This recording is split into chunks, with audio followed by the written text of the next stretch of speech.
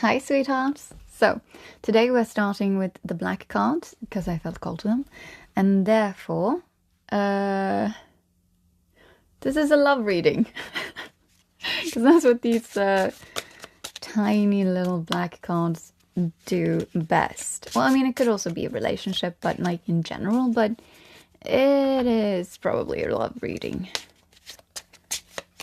No, it is a love reading. I can sense it. This is a love reading. Plus, when I was lighting the candle today, the flame split. So I'm thinking someone that is soul connected in some sort of way. Like, this isn't a so-called karmic relationship, and I want to just say a karmic relationship isn't bad, and we've all been karmics in other people's lives, and we all have karmics in our lives, and we've all had karmics in our lives. We've been and we are karmics in other people's lives. Karmics are just lessons, you know, they're like teachers. And sometimes people just come into our lives to teach us something about ourselves and make us, sort of push us to the edge of having to settle. Everything I say is important, okay? For every reading. If this resonates with you, the story has to fit. The details have to fit. But the details might, like if this is your reading, if you're the so-called right collective, but there might still be a message in here if you felt called to this reading, like a more of a general message. Yet, okay, no, the thought dropped away. But everything I say is important. And every reading should resonate, okay? I'm not putting thoughts into any people's heads, and no reader should be doing that.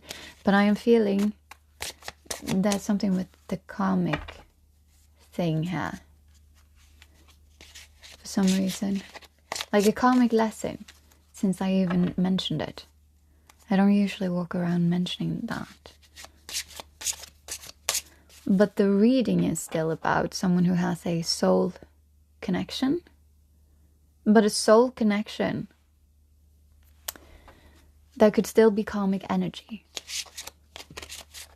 That needs to be learned, sort of walked through the fire. A loop that is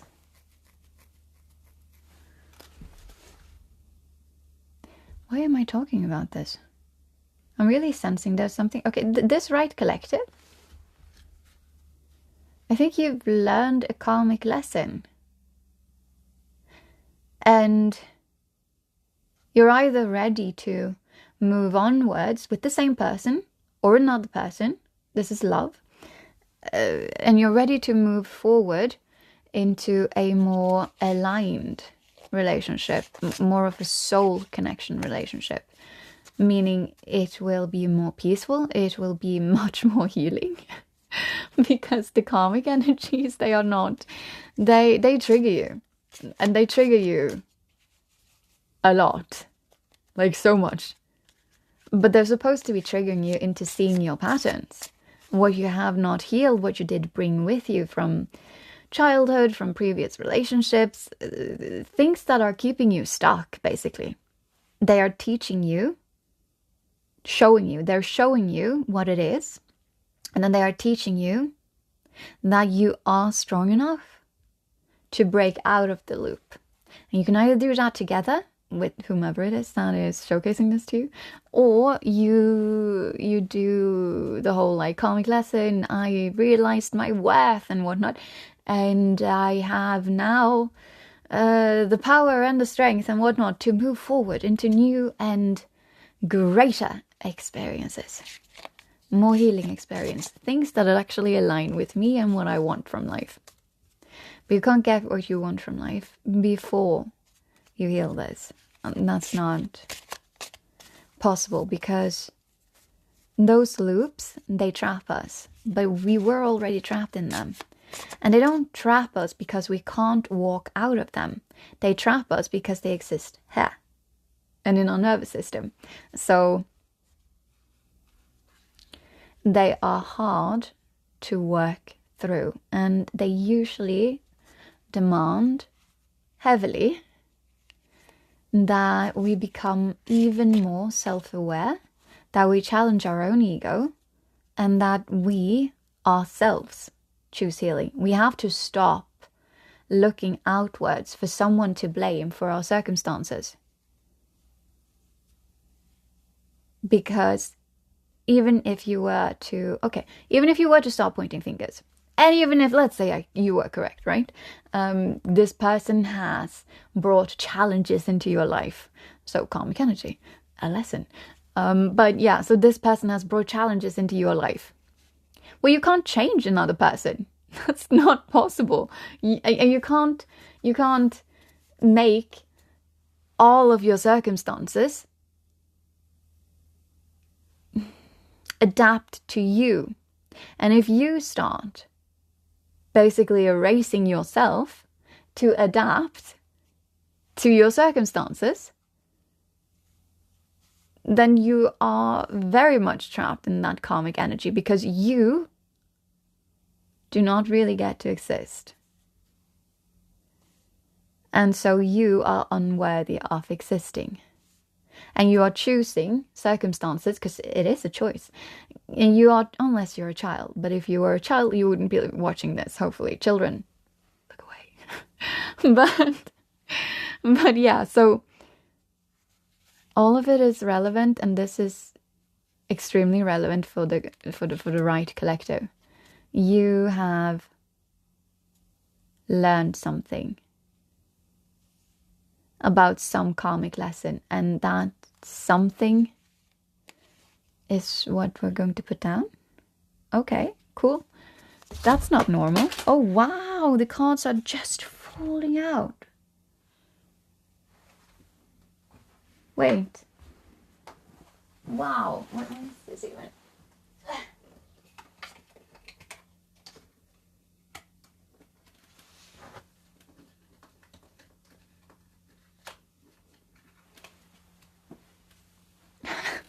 Okay, so like everything here is just falling out.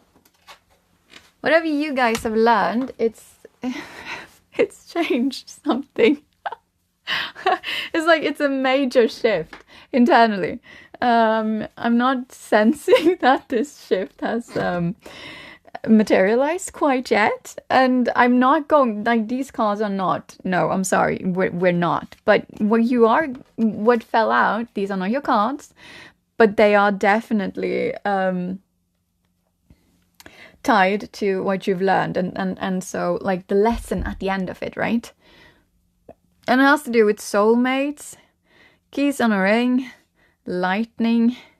Oh, I can showcase the cards. So you got, it's not your cards, but I'll showcase them anyway. So there's soulmates, keys on a chain, lightning, thunder and lightning, come on and strike me.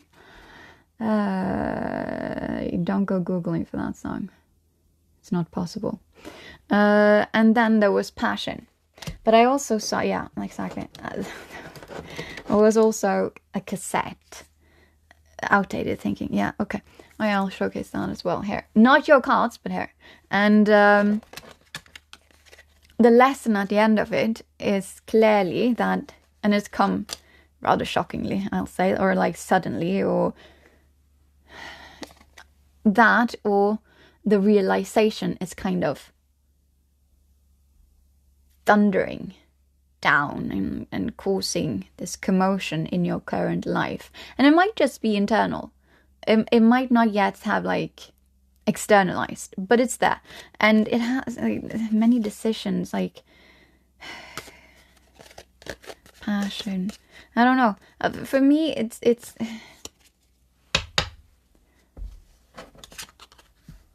you want something different. Whatever it is that you have, you don't want to be trapped in it anymore. And I'm not talking about a relationship, because I don't know if that's like, you don't have to be in a relationship. We don't know that yet. Although it does have to do with karmics one way or another, because I started talking about it. But a karmic does not have to be a person even. important. A karmic can also be like a job, or it can be like a colleague, or it can be like, it can literally be anyone. But usually it will be someone very close to you because, well, they are close enough to you to actually be able to trigger you like that. So family is also something that it could be, but like someone who is very close as a general rule. But yeah, it's like you're done with some sort of outdated thinking, and that is causing a commotion that has either externalized already or it is simply internalized yet. And with this one, it's not at all what it says. So I'm just going to, because this one I feel is, all of them are relevant, of course they are, but this one is more like, I'm seeing one of the oracle cards that I have created, but they're not available, so you can't really see it. But it's this crow that is inside of a bird cage, and it has lots of keys around it, and it can literally just open up the cage because it has it here, right? In its beak, I think. I don't remember. But it has it, and it can open it, but it just doesn't do that. It hasn't done it. But it will when it's ready. Or when it's realized that it can. What I'm sensing with the card, I'm sorry, but you can't see it, is that you've tested lots of different keys to get out of this, but you didn't even know that you needed. The cage was kind of what you were used to, and it was safe, but you couldn't truly settle into it because it was too small for you. And a bird needs its freedom. A bird needs to fly, like a star needs to shine.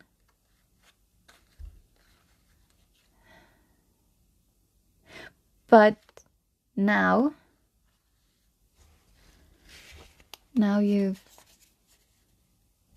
sort of figured out the key, the proper key. Okay, but what I wanted to know was the story. So this is relevant for the realization of this collective. This is kind of the energy that you're in now. But I want to see what this thing is. Like, what are you breaking free from? What is this karmic loop or thing or whatever that you're breaking free from?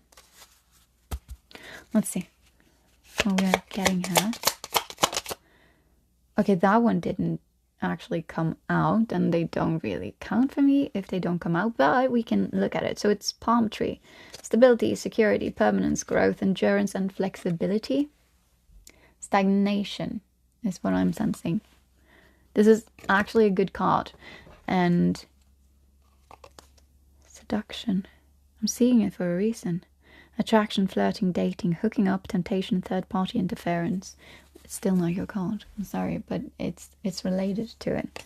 So it's stagnation and sensing dreaming. Because with stagnation, I'm not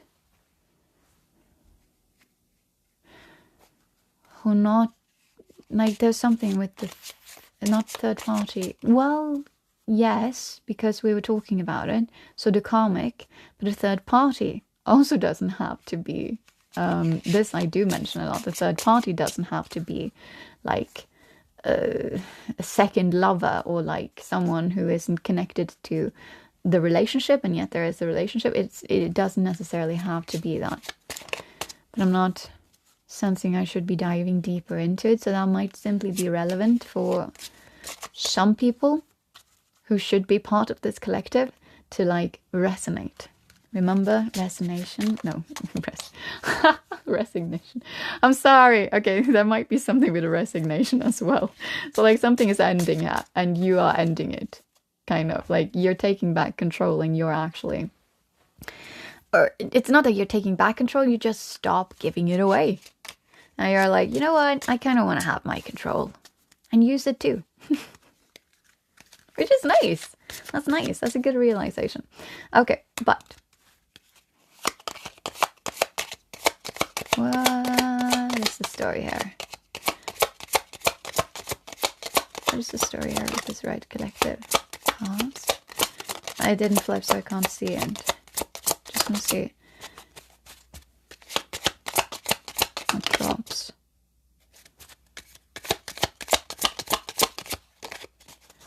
Okay, let's see. We got 3 cards.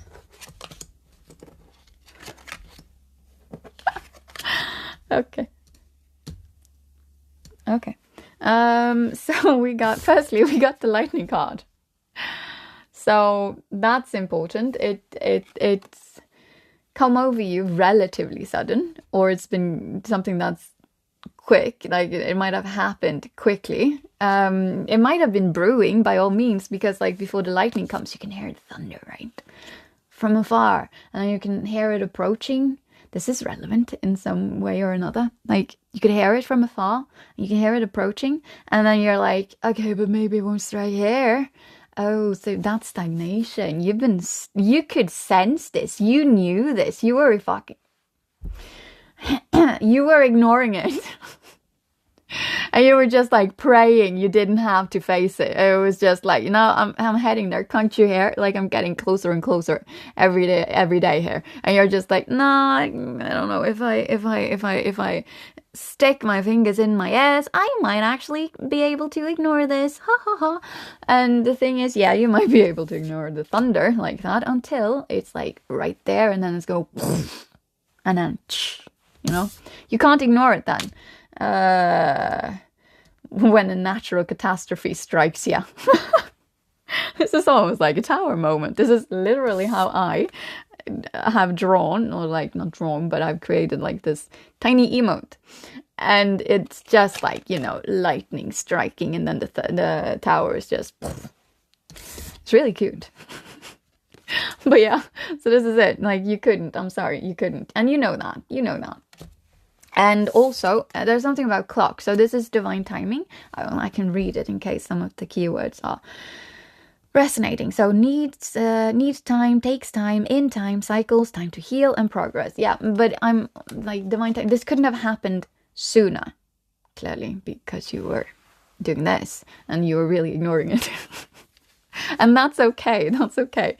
We're all at where we're at when we're at it, okay? We're all doing the best we can in the situations we are in with the tools and the experiences that we have, or also that we can at least perceive that we have.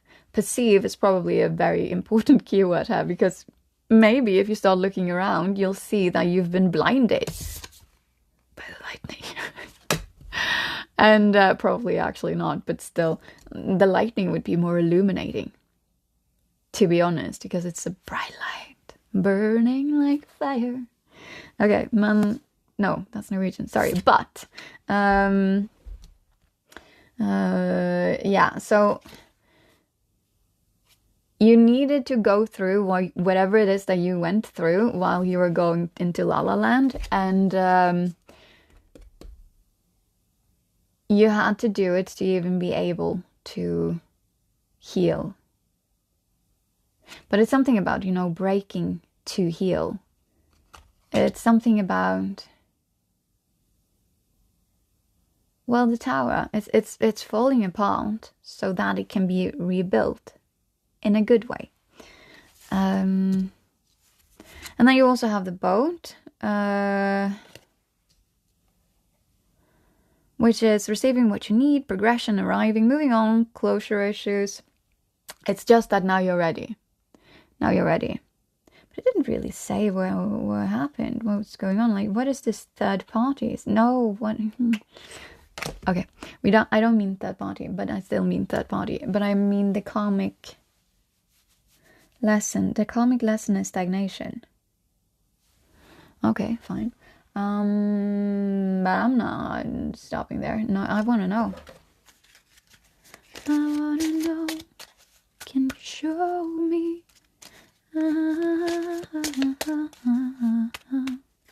Songs might be relevant.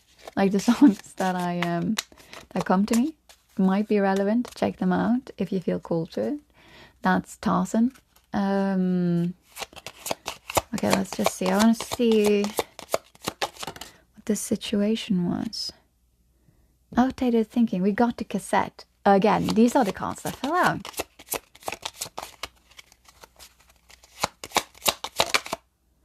Hammer. Sabotage. Rebuild. It doesn't want, like, they don't want to fall out for some reason. It's because it's not the focus. Okay, but I still want to know. Because we kind of need it for you guys. We need to, like, figure out where you're at. But yeah, so this was, like, self-sabotaging behavior.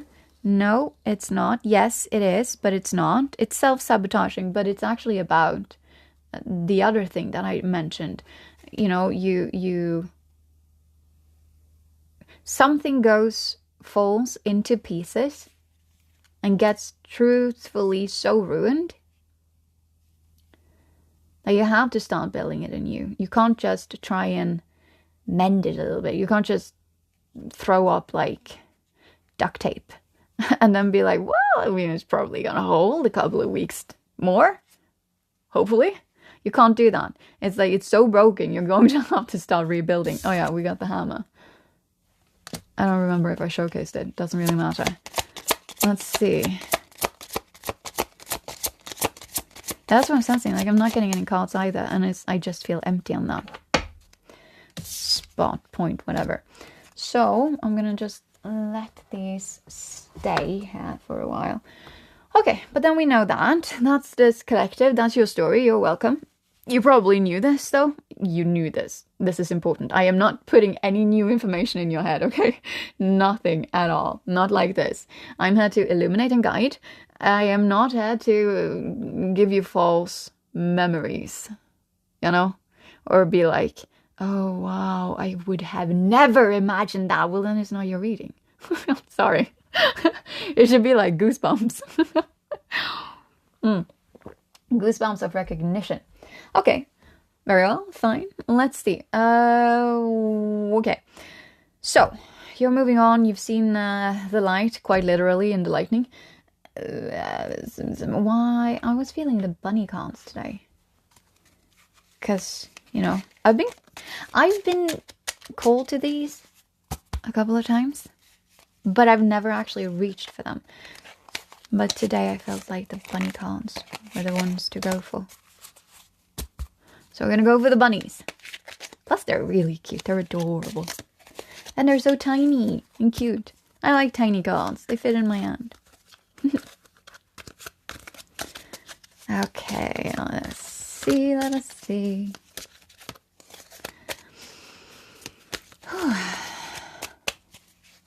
What I want to know is...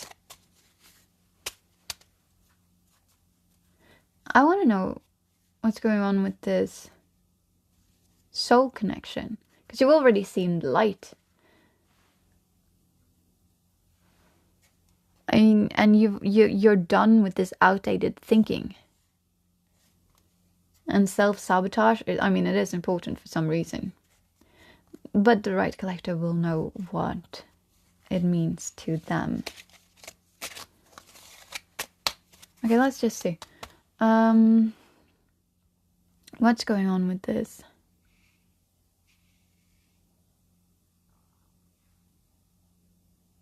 No.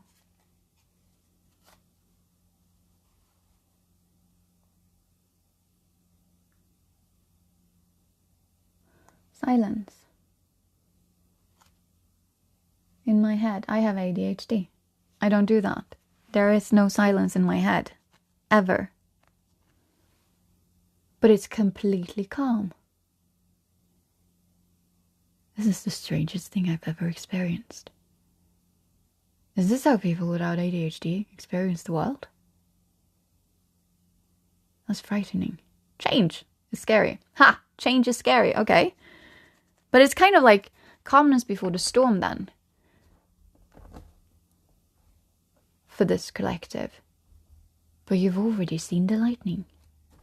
Okay. So it is an internal thing. I've been tapping into that for a couple of readings. So that seems to be going around. I don't know a lot about planet placements and astrology and all of that, but apparently there is something about like some placements of some planets doing stuff, and now things are being illuminated, like the lightning, and issues are surfacing, apparently, and stuff like that. Whoa, whoa, cards popped out. Wait.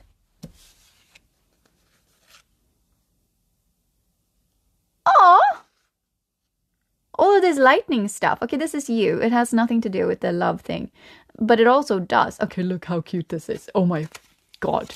Look at this. This is you. The Right Collective. You are now an emperor. Ah, you're so cute. So you're in your masculine energy. It doesn't have anything to do with gender.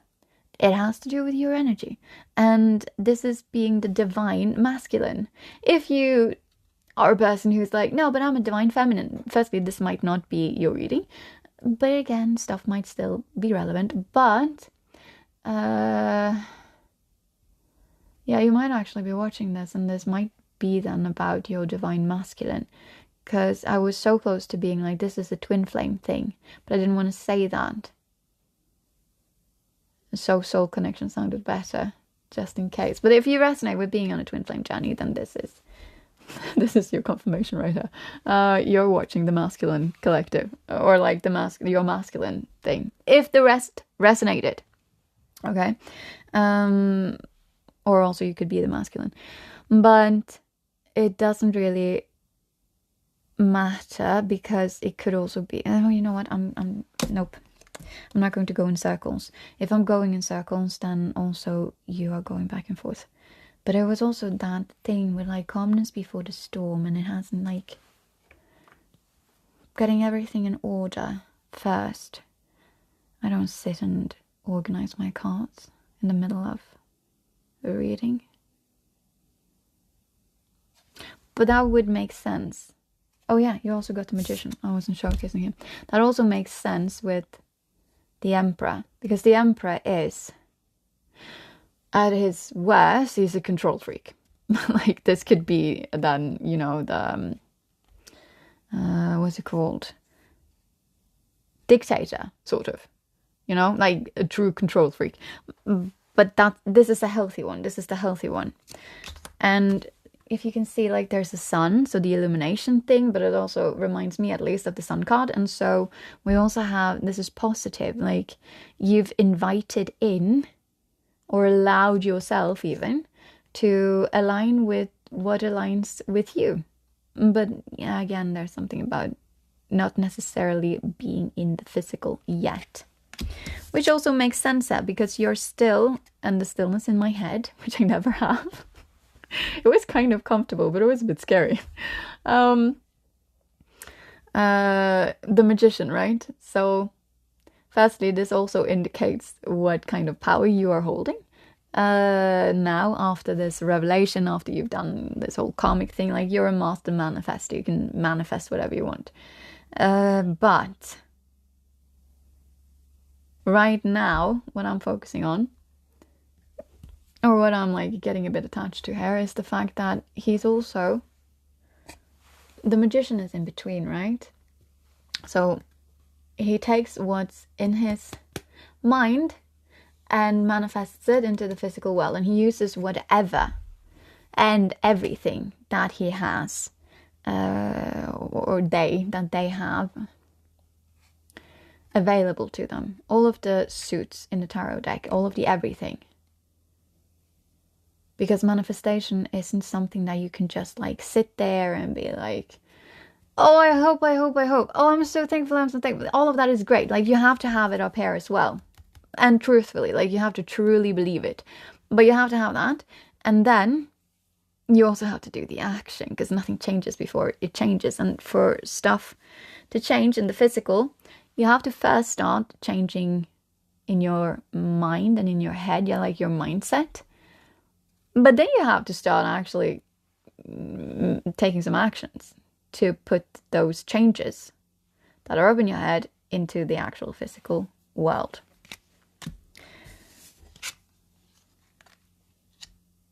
But it's still that in-between phase that I'm sensing.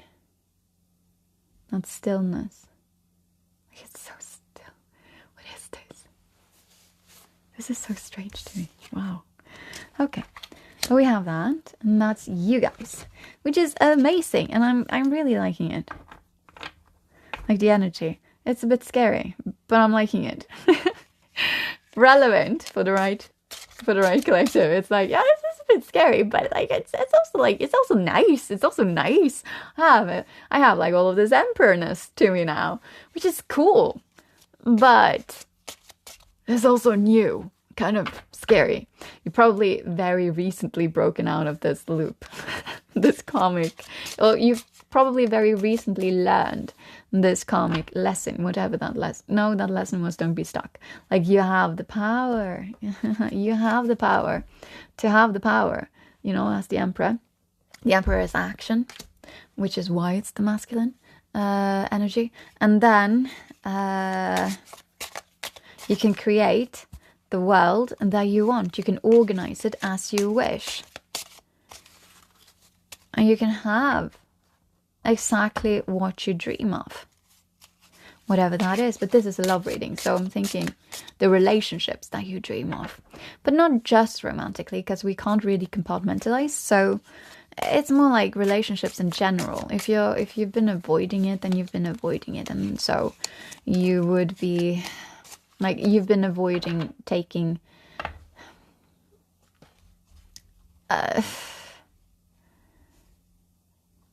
taking your autonomy seriously is what I'm sensing. And that makes sense because that's scary. Like, that's very scary. It's easier to be like, no, you choose. No, I'm fine with everything. Like, you choose. Like, oh yeah, you want to do that? Let me just follow along on that. Or like following the crowd, I'm sensing that's easier. But you're not there anymore. You're not following the crowd anymore. You've found yourself. You've individualized. But you've individualized in strength and kindness, okay? Because like this is the... he doesn't look it because he's like a little bunny. So he looks a little bit grumpy. But he is not. He's actually very cute and sensitive and adorable. There's also the Aries energy here. Can you see? Doesn't always have that I notice a lot, at least. I think it actually does, but there's a lot of Aries energy here. So there's fire, mountains, blue, and a cute bunny. Okay, I want to see if anything, whoa, pops up. Oh no, the Lovers upside down. Okay, the Lovers are also about, you know, internal union. So I want to see what more pops out here. Because the Lovers upside down, it can have to do with you and internally, but it can also have to do with Four of Wands. What? That's not, but we got Four of Wands. It can also have to do with love. And it is a love reading, so I'm kind of heading there. But it was like something that was lacking. And then the Empress upside down, the Lovers. Okay. And now this is starting to make sense, actually. Because you're the Emperor.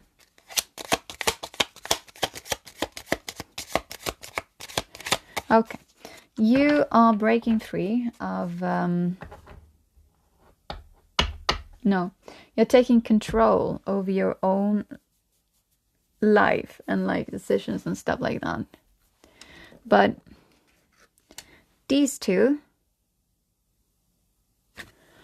were laying on top of each other. So there was the Empress upside down, and then the Lovers upside down, and the Lovers upside down was landing on the boat, the things that you're moving away from, and then the Empress upside down actually landed on the hammer, sabotage and whatnot.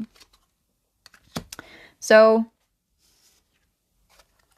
I feel like you've been dealing with a wounded feminine. We had a reading about the wounded feminine a little bit like a while ago, and some days ago, a week ago or something like that. I feel like this is a lot of the same. I'm not saying it's the same collective, but I'm saying like this is a lot of the same, because below that, free from all of the other cards, this one landed, which was Four of Wands. Four of Wands is, it's in this one, and in a love reading, it's actually marriage. It's a happy ending. It's getting together and fire energy, because it's wands, right? But it's getting together, and it's not so much grounding as it is celebrating in public some sort of love.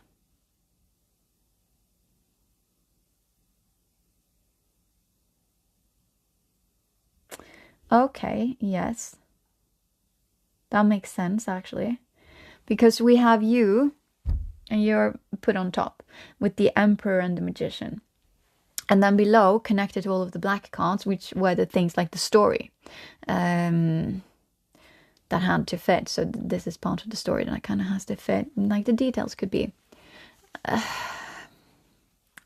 You could experience them. You could have experienced them, or even been thinking words and whatnot that are slightly different from what I'm using.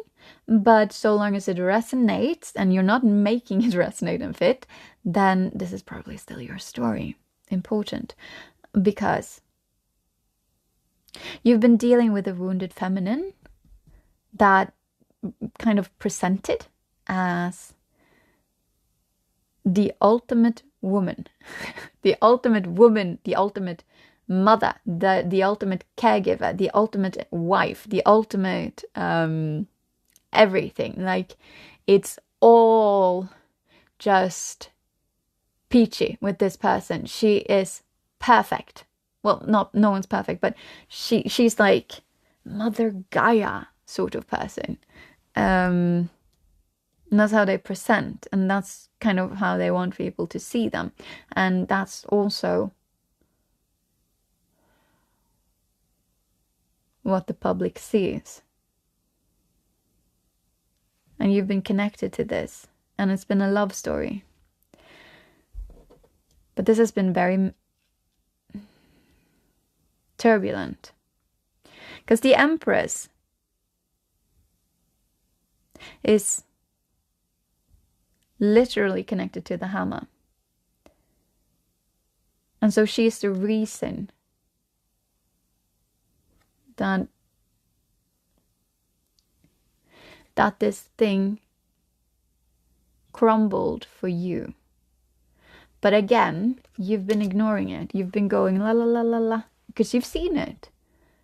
And I'm not blaming, okay? We've all been there. I've been there at least. But we've all seen, or you've seen this, and you were ignoring it for reasons. Like, but it was the karmic thing that you were trapped in. That was the reason. And it's the thing that you've been like healing after it was very much illuminated by the lightning. And this lover situation is also what you are now moving away from. But what I am sensing is that I've been saying this hasn't actually, there's no actual physical change. I've been saying that. And so it's relevant. And this also is relevant. The marriage and like public recognition and all of that of your relationship. Almost celebrating where you're at, so that in the relationship, but publicly again, celebrating where you're at and getting ready for new and exciting adventures. And it's just like, oh, such a fairy tale thing that's going on, and it's like so amazing, but it's all just in the eyes of the public. It's just in the eyes of the public, and you might be maintaining this still. Like, you've had all of this, the right collective. You've had the lightning strike. You've had the realization that I shouldn't be laughing. I'm sorry. But it's like you know this with yourself. I am moving on.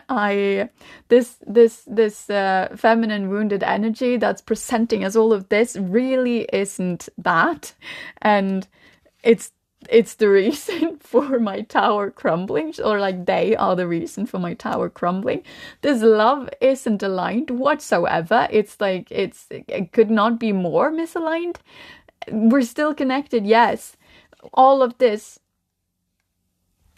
is realized, and all of this is like it's something that you are not just aware of, but I feel like with the boat, you really are there mentally, where you're not going back. You're not going back to this because you don't want that. You're manifesting something different now with the Magician, and you are truthfully in the Emperor energy. And you are truthfully still then, sadly, connected to a wounded Empress. And I'll be honest here, if you are connected to a wounded Empress, that's a bit more. Because this is all the queens united. Like, that's why I was like, oh, it's like perfectly healed and like everything is amazing now. But only on the outside. And not with you. Like, you can't maintain this. You can't maintain a fake persona. That's not possible. You can suppress. And you can also suppress others to a certain degree, because this is all ego-based. Like, I want to be seen as this sort of energy. And people, like, can't you see how healed I am? Can't you see how perfect this is? Can't you understand how much this love is just like so great for us all? But again, the Empress is all of the queens. Now, if you get her upside down, she is vile. Like, she can be vile. Like, think of the meanest mean girl. Like, if you've experienced, I want you to picture this. I want you to picture this. If you haven't experienced this, then picture the Mean Girls movie, if you've seen it, or if not, there is so many other movies like it and so many other stories like this. It's like that head of the crowd cheerleader person, right? And like, she has it all, and like, it's all materialistically perfect, and also the materialism is the only thing that's really important. They are extremely self-unaware. They are extremely image aware, and it's also the only thing that's truthfully like important to them. People are assets to achieve their ultimate goal, which is picture perfect. And they can be horrible. I'm not saying that this person is. Like, I'm also not saying that this person is a horrible person. And I'm not saying necessarily... No, I'm absolutely saying the last thing. I am saying that they do have tendencies of this, though. That does not make them a bad person, okay? It just makes them a bit childish. Yeah, there's no other way of putting that. It's a bit childish. Because I'm seeing this 14-year-old girl, you know, in middle school, basically, walking around, and like it's like constant drama, and they will be at the head of it, and they need to be at the head of it, whatever it is that's like going on and being very trendy, and it's like it's the biggest thing that everyone's talking about right now, and it's like it's so dramatic, and it's like it's so perfect for me to like just walk in there and shine. Sort of. It's like it's the strangest energy, because it's not like I want to shine a bright light on people, and I want to be like, I want to help you guys, I want this to be peaceful. We can solve this. Let's go into peace. Like, it's not the I'm nourishing. But that's not the word that I'm actually looking for here. It's like not motherly, but when you are behaving in a way where you want people to, well, you kind of want to not make the drama go away, but you want it to be solved. You want people to feel nourished. Like,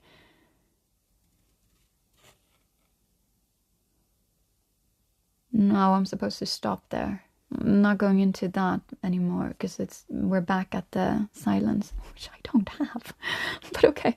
Anyways, so this is more of the kind of person who then walks into the wherever it is and whatever it is, that's like the biggest drama. And then they manage to make it about them in some strange way. It's like, and it's not that no one else then has had it. I'm picturing a scene from like a movie, but I can't remember what movie it is. And I can't properly remember the scene. But it's just like, there's some stuff going on, which there very often is in movies. And it's like not everyone is it Mean Girls, perhaps? No, I don't think so. But it is, drama is going down. And many people are affected by this, truthfully, and it's bad. And this person could also have been affected by it, truthfully. But when they walk in, it's kind of like,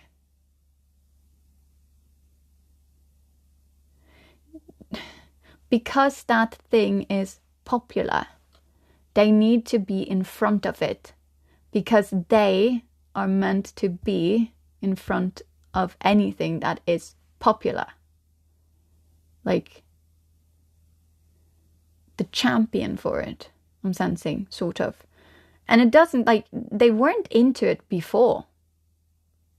Because they were focusing on something different then, like before that. It's like, you just move between the drama to the drama to the drama, and you're like championing the drama from the drama to the drama. It's not your thing, because your thing is simply being everyone's thing and like getting the attention, kind of. But that would just be one aspect. I'm not sure why I've been going into this for so long and so hard, but it might be, no, it's not, it might be. This is relevant for the Right Collective, one way or another. This is resonating for you. But they can also be very mean girl, in the sense that when girls bully, this is important for some reason, when girls bully, you don't walk around and punch people in the face. You don't. You're smarter than that. You freeze people out.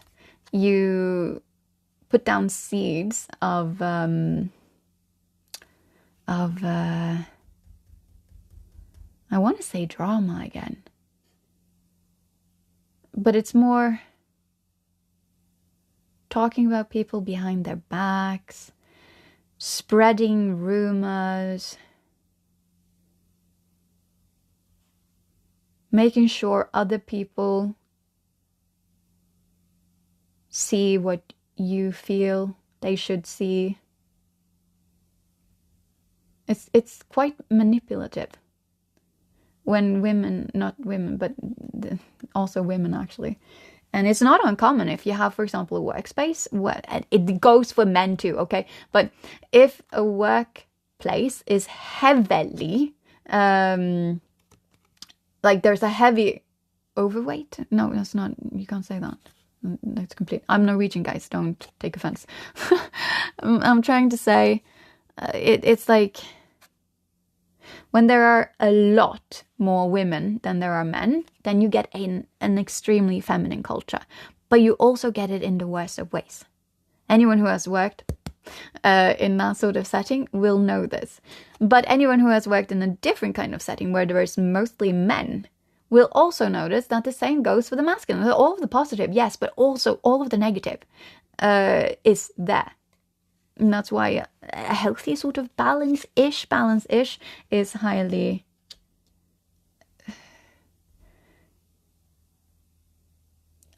I want to say like that's kind of what you want. That's kind of what you want, just because of the energy. They even each other out. It's like with internal union, like, you know, you have to have balance between your own masculine and feminine energy and whatnot. Well, you kind of want that everywhere, you know, also your workplace. Wait one second. And it is important for this collective, all of the time that we have spent on this feminine, because I'm sensing you need to, if this resonates with you, you need to, and you already know this, but you actually need to not see it, but that's what I'm hearing. See it. You need to see it, but actually see it. Take it in. And you need to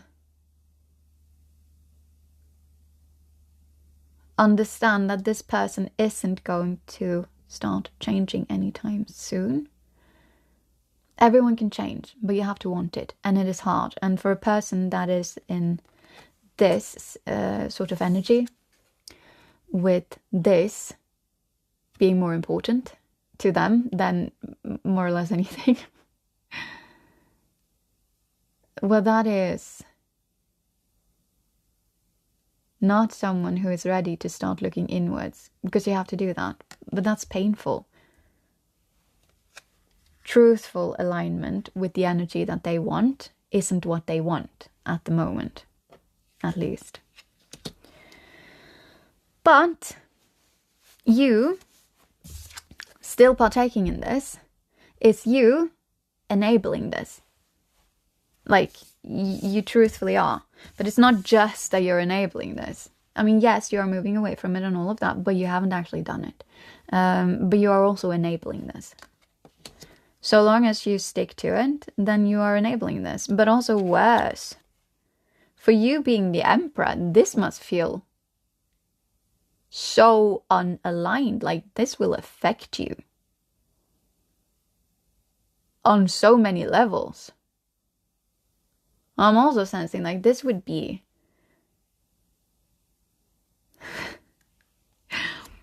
this would bring out the worst in you.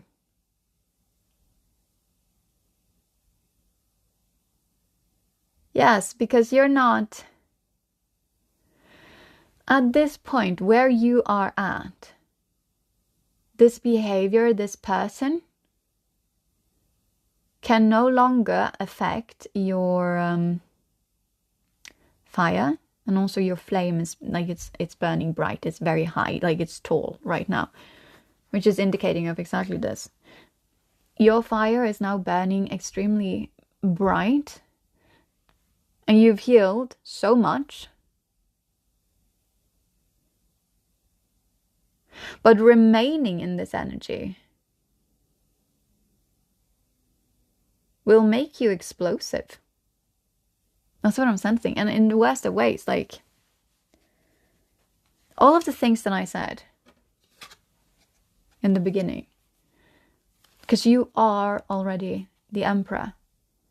But if this not empress who is selling that, and also your love story, but you're I'm sorry, like, even if you are not selling it actively, so long as you are in it and sitting in the back nodding, and even if you're silent, so long as you're not speaking up, so long as there's nothing going on, like, I don't like this expression, but those who, you know, oh no, it's a Norwegian expression, I think. I'm not sure you can say this in absolutely any other language, which is good. But it's basically, if you don't, if you're not speaking up, you're kind of saying yes. Or like, you're kind of partaking.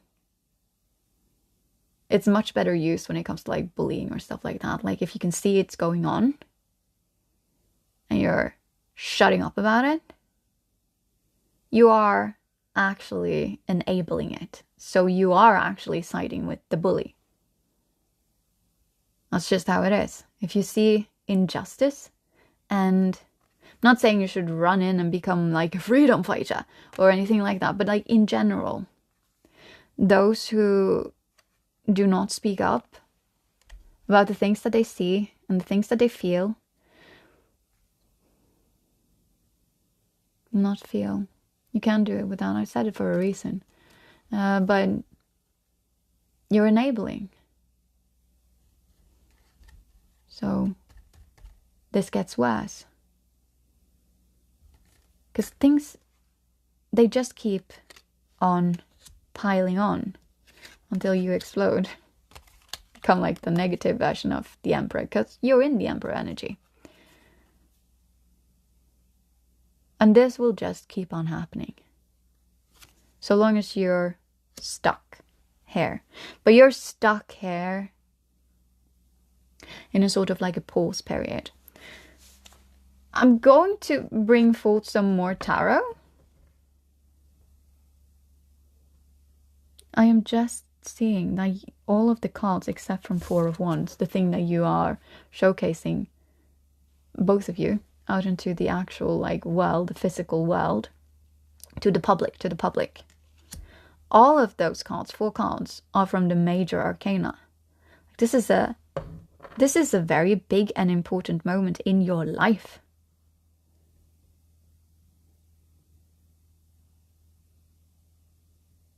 Yeah.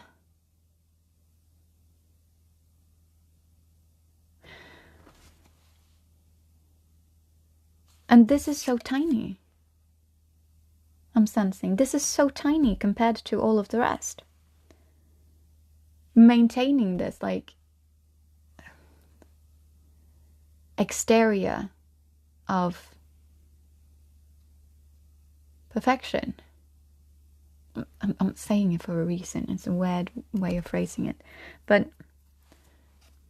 maintaining and upholding and controlling what other people think of your relationship is so insignificant in your life story. And yet you're letting it keeping you stuck. It's the absolutely only card from the major arcana, minor arcana, from the minor arcana. Sorry, I do know tarot, but I forget these things. But yeah, so from the minor arcana,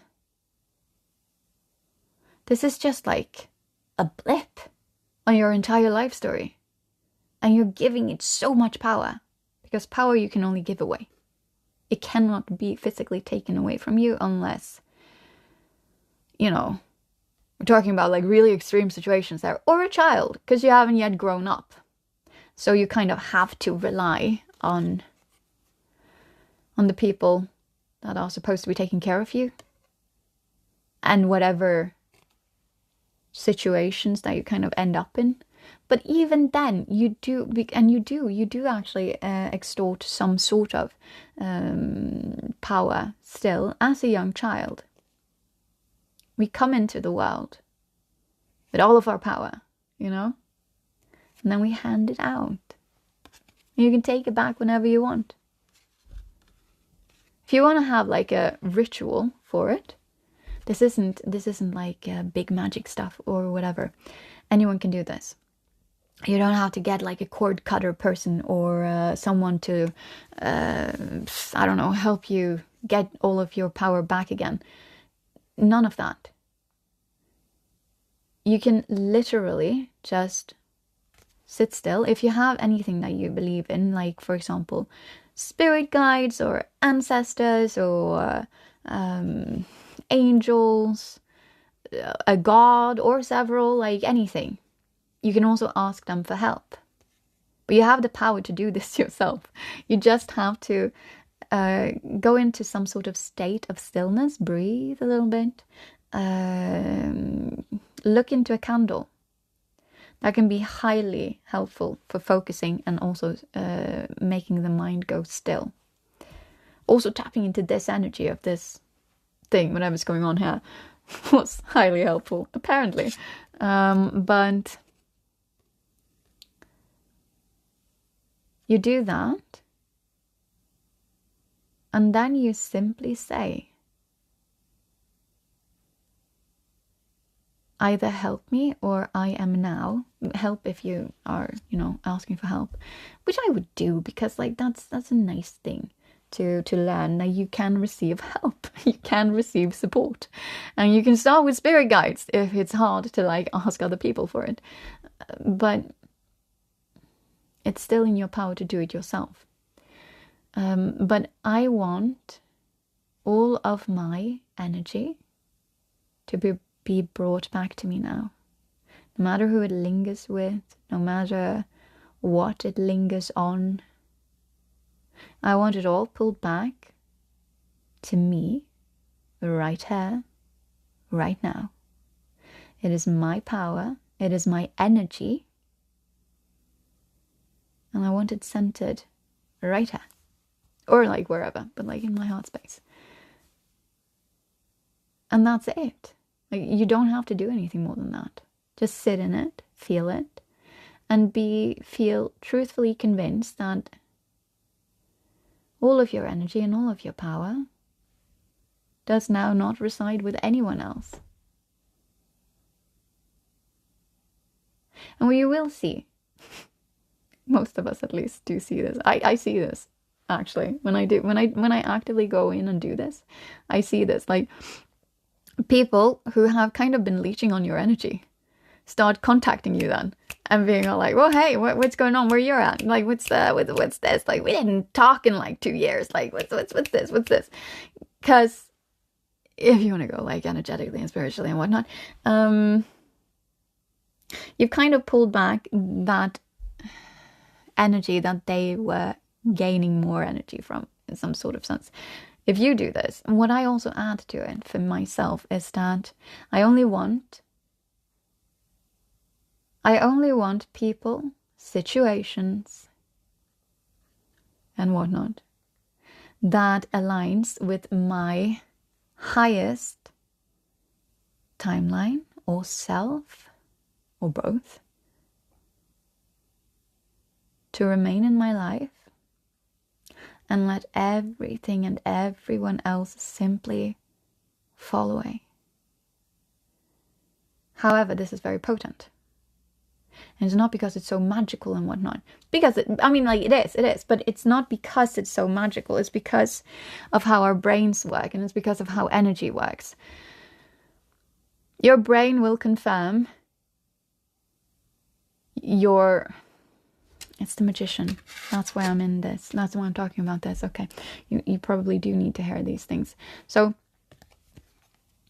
our brains will find proof in our physical world, and it will also do its very best to make sure that it manifests the proof. It manifests the proof, but it manifests the world and the things and whatnot that we have kept in our head, if we are convinced, but in calmness and peace, that this is our reality now.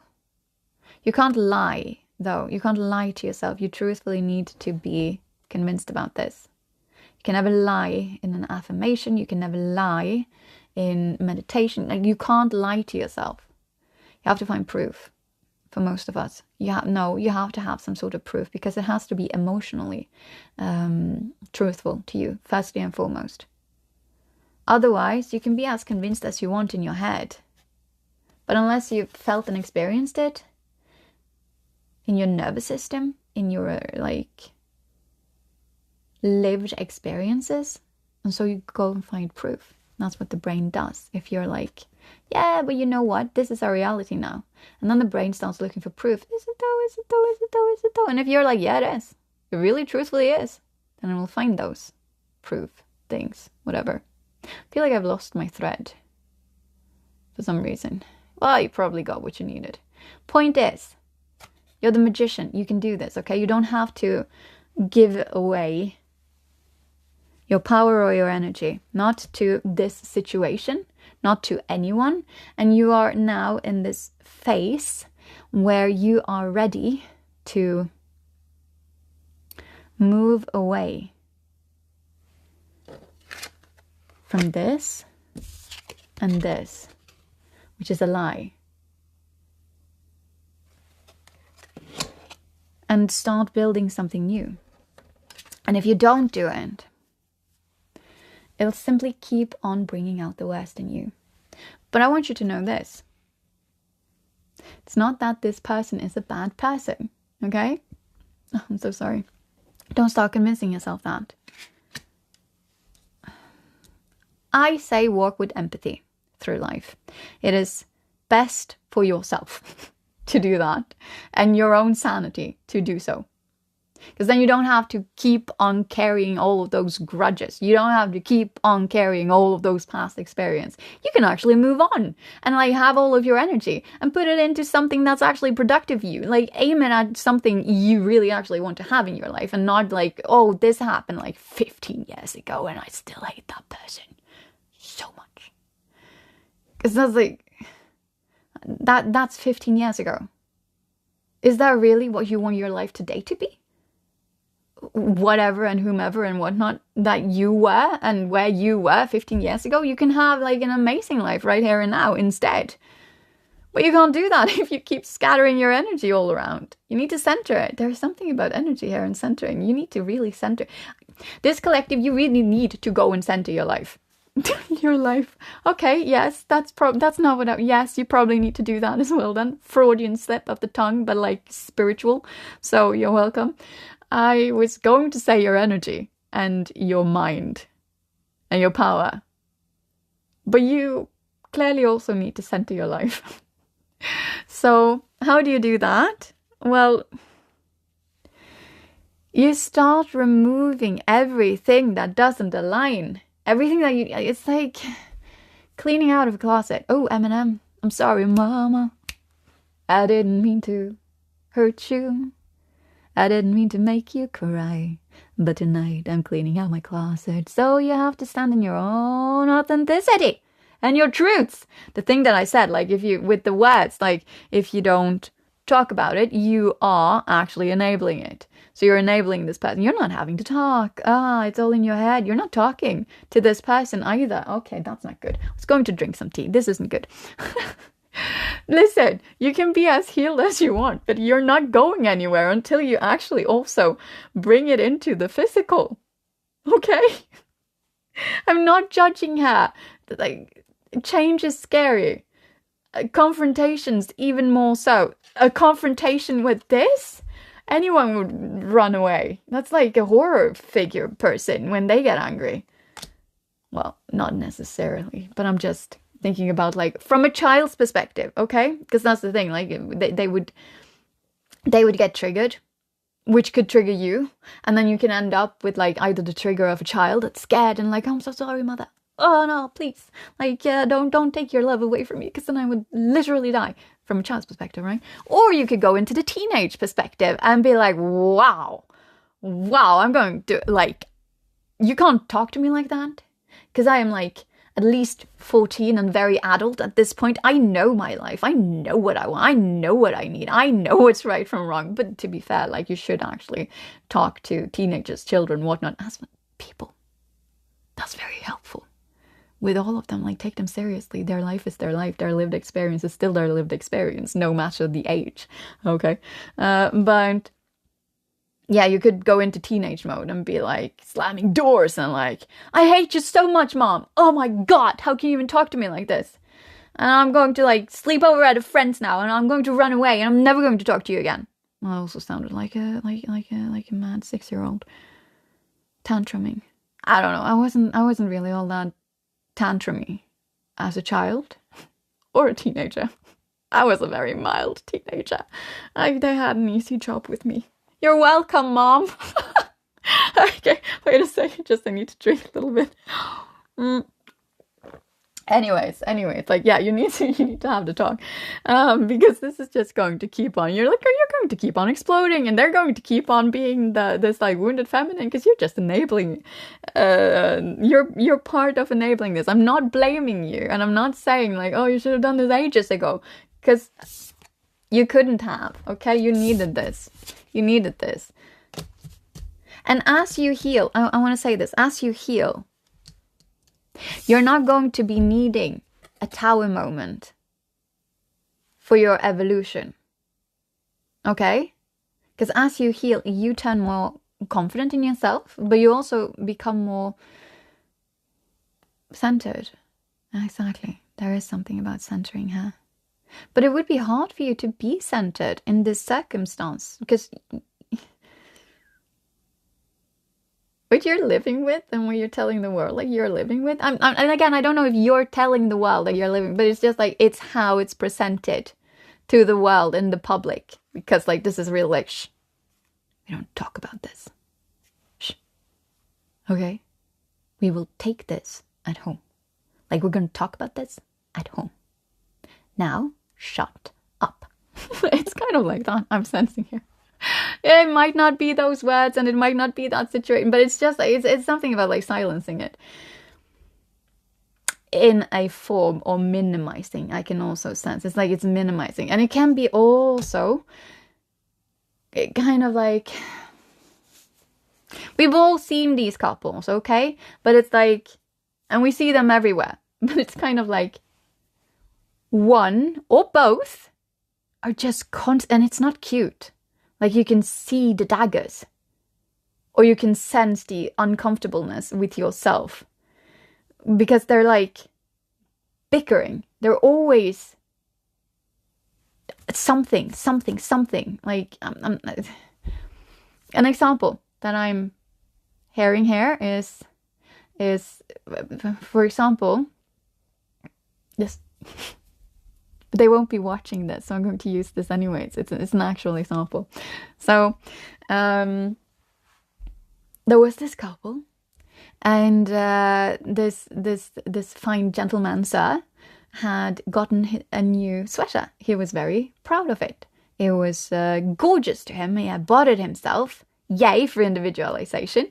And for some weird reason, when they were at a public place, the wife could not stop kind of like picking at him, picking at that sweater, picking at the whole thing. It was like, yeah, he had to wear that sweater today. Like, yeah, it's like, yeah, it's very, very that color. Yeah. I was like, yeah, I can't make him do anything else. Like he doesn't listen to me anymore. Like he never did. And I'm like, it's just blah blah blah. It was just so much, and it was sad, and it was stupid, and it goes both ways, okay, or not, because you can also have, with this sort of individual, there's also like a very strong sense, or like they have a very strong energy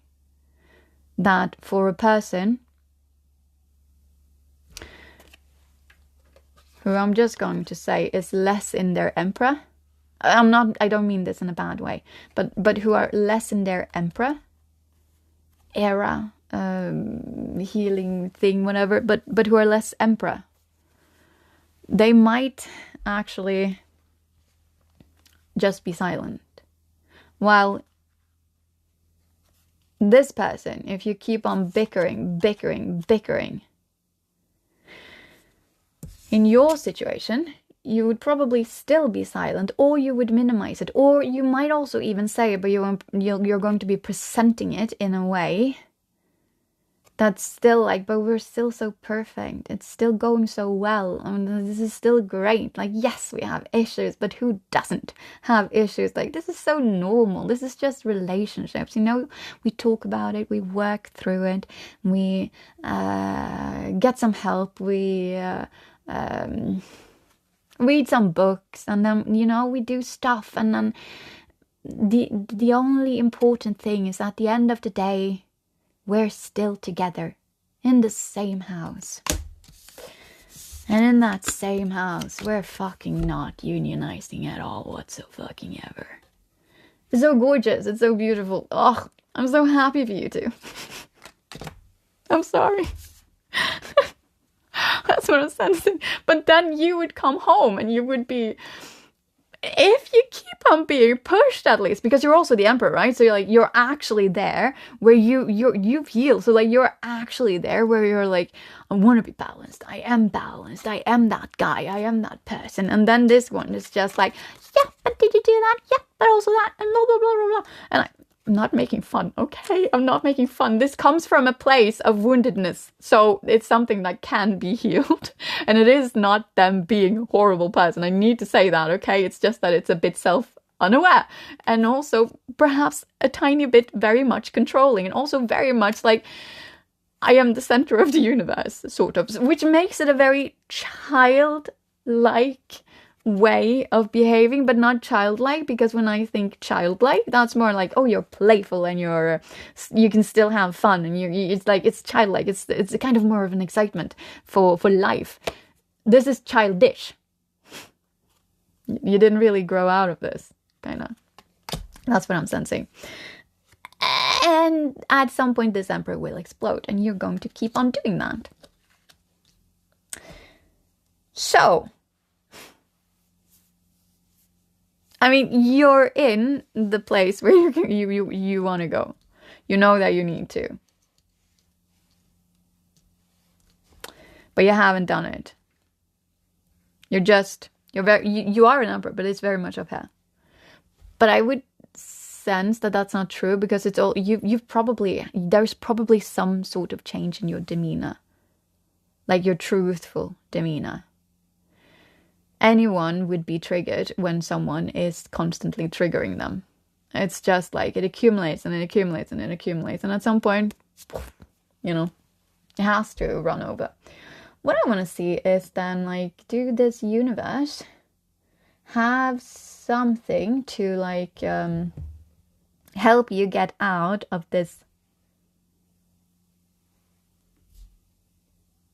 limbo situation, kind of. What can we use? What do we want? It's not shadow work. It's not some guiding.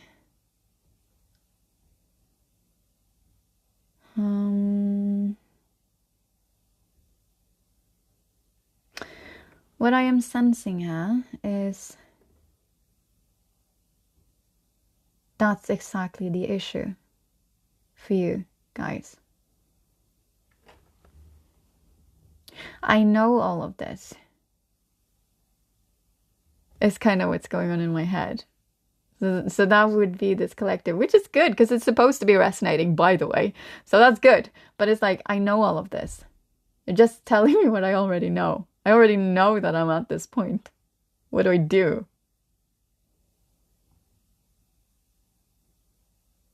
You have tools available to you. That's what I'm feeling very called to say. You have tools available to you. Just like I have, like, tons of decks, available to me. You have lots of tools available to you. You just need to pick one. You just need to pick a tool and test it out. Because I don't really think that you can go wrong. That's what I'm sensing. You're in your emperor mode. You're the magician right now. Whatever you set your mind to, so long as you keep focused, so long as you keep taking action, you can literally create whatever it is that you want. It's just a tool. And it's kind of like with cards. I always say this, like, these are just tools. All of our cards or whatever, anyone that deals with energy and whatnot uses, they are just tools. They are tools to help with your intuitive hits. That's why you don't need to It helps, of course it helps, but you don't really need, if you feel called to like play around with cards, you can literally just pick up a card or like a deck of cards and play around with it. You don't need to learn it, sort of. Because you're going to be getting what you're supposed to be getting anyways, so long as it resonates with you. I'm talking about tarot decks now, or oracle decks, or whatever it is that you want to use. I'm sensing these. Let's just use these. It's still tarot though. So, from the universe perspective, how can you get out of this sort of limbo state right now? Like the best way for you to do it, to extract yourself from this, because this collective, you want to extract yourself. But it is important, I sense, and we've been spending some time on it, but it is important for this collective that you stop enabling the lie, because so long as you are pushing this out into the world, and you don't have to do it actively, like we talked about this. We went into great depth about this, okay? So just rewind, whatever. Do that. If you forgot what I said, which would be understandable. I have ADHD, so like I can relate. But you can't keep on selling the lie. You can't keep on building up under the lie. If people don't know what's going on, then you're isolating yourself, and you're isolating yourself into, this is sad. Not like in sad, but it's like, this is part of actually giving away your power, because you are isolated. That's enabling. You're isolating yourself into the delusion, and so you would probably feel like you're not even like, I wanted to say part of reality, and that's not what I meant. So I would say that you, the right collective, are, what's the word, when you, I don't remember the Norwegian word either, so like it's not that. When you're kind of like, you don't feel attached to the world around you. It can also feel a bit like depression, and it can even lead to depression. But of course it leads to depression if you give away your power, because you've given away your autonomy. And we do have studies. I'm not like depression. I am not a professional, okay? If you have depression, please seek help. Or if you even suspect it, please seek help. But there are at least some evidence, for sure, that does correlate felt ability to affect the world around you with felt depression. And so once you start feeling that you can actually affect the world around you, then that feeling of depression, that dissipates. But you're not doing that now. You're just vanishing right now into this illusion. And you really are vanishing into it, because this is what you sell, not you specifically. And also, again, like, you might not be actively, and we went through this. But you're losing yourself into the lie, and you're not letting anyone around you know about this.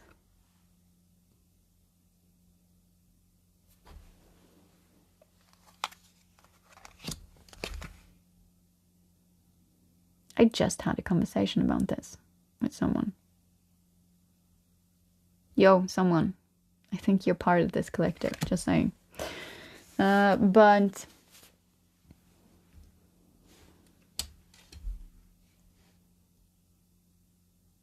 That is the first step.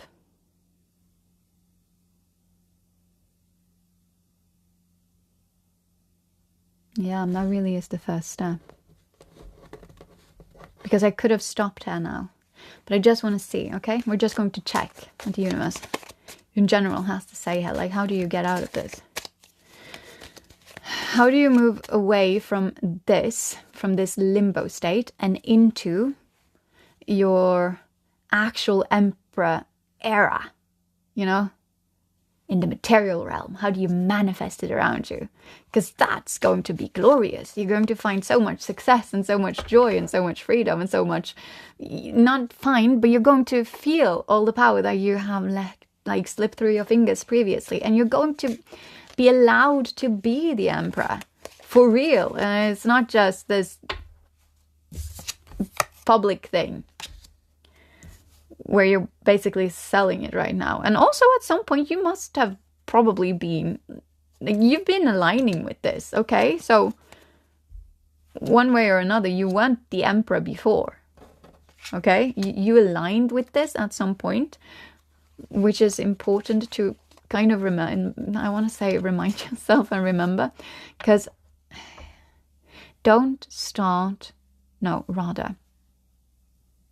remain in empathy, having empathy, understanding where people come from, understanding the trauma that is sort of motivating their behavior, that is motivating them to need what they need and to sacrifice what they sacrifice, either that is like themselves or other people, and protect what they protect, even if that is an illusion.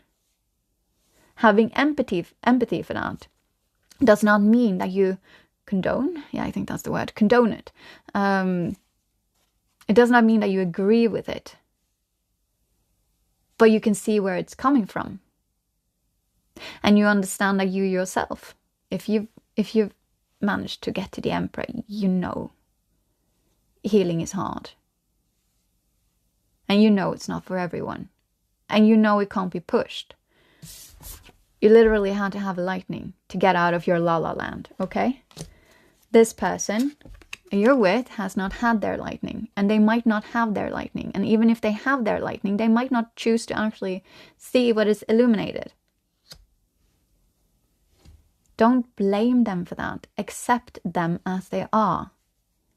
But accepting people as they are does not mean I need to also stick around. Accepting people as they are does not mean self-sacrifice.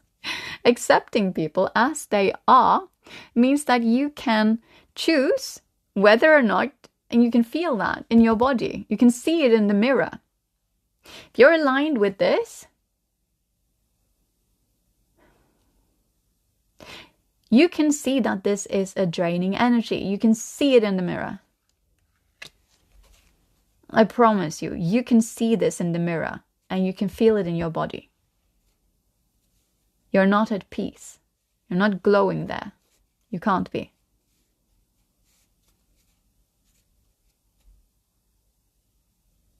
No one would be. But there is no need to throw blame just because of that. Blaming gives no one anything. And less than that, it gives you nothing. You just give away more of your energy. If they don't align with you, take back your energy. And you don't do that by again, placing blame. You do it by going, okay, I see you, but we don't align. When I am with you, and I'm not blaming you for this, but when I am with you, when we two connect, our chemistry brings out the worst in me. And I don't want to be the worst self. So because of that, I now know that us two aligning is not aligning. Us two together, that's like chaos. That's a storm brewing. It's not peace. It won't ever be peace, at least not in our current energies, because we don't align, and that's okay. I wish you the best. You will find someone who aligns with you, but it ain't me. And then you move on. Is it easy? No, of course it's not. And it's going to be painful, and it's going to be scary. But what you're doing right now is hurting yourself for something that is so meaningless in your life. It's just public opinion. It's the fucking minor arcana. Everything else that's going on in your life is the major arcana. Everything. Everything in your life is more important than this publicity thing. Like this, like how people are viewing your love story. How people are viewing you two as a couple. How people are viewing you. How people are viewing them. Like, it's so unimportant. It doesn't matter. It's insignificant compared to everything else. And yet it is hurting you so much. What's this? Full moon, illuminated subconsciousness, timing. I just turned the deck around. For no good reason. And you got the full moon.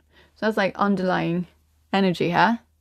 Illuminated okay, you can see it first. Isn't it gorgeous? The moon is gorgeous in general. I mean, there's a reason why we are using a moon as an icon here in Celestial. But, okay, so illuminated subconsciousness. Timing 1 month or next full moon. Emotional awareness, climax. Move on. The cycle is completed. Move on. You can't get more. You can't get more. To the person I yelled and was like, yo, you might be part of this collective. I'm not trying to affect you. You still have free will. You get to choose whatever you want, okay? I'm just saying, the cards are saying it's time to move on. That goes for the entire collective, okay? Yeah. I just want to see if something else pops up. I don't think so. I genuinely, I feel like this is it. Like, because I've been getting this in different collectives as well. And the bottom line was, yeah, that was like a different collective. The bottom line was move on. Or sacrifice your wish fulfillment. It's either or. But that's not what I'm going to be saying to this collective. Yeah, you might have been also part of a different collective, but in this collective, it's more that wish fulfillment and all of that is not brought up here. I can't say anything about that. The only thing that is brought up here is the fact that it does not align with you, and you two bring out the worst in each other. You are enabling this whole like entire situation. By the way, I'm not blaming, I'm sensing there's something with like, don't, I know it's tempting, but it will never free you if you start putting blame instead. Don't do that. And I'm not sure that, and like, those that resonate with this reading, this collective, I'm not sure that you are doing that. Nothing is saying that you are, but it's coming to my mind for a reason. So perhaps it's simply to just keep you in your emperor mode. To me, the emperor is also compassionate. He's stable.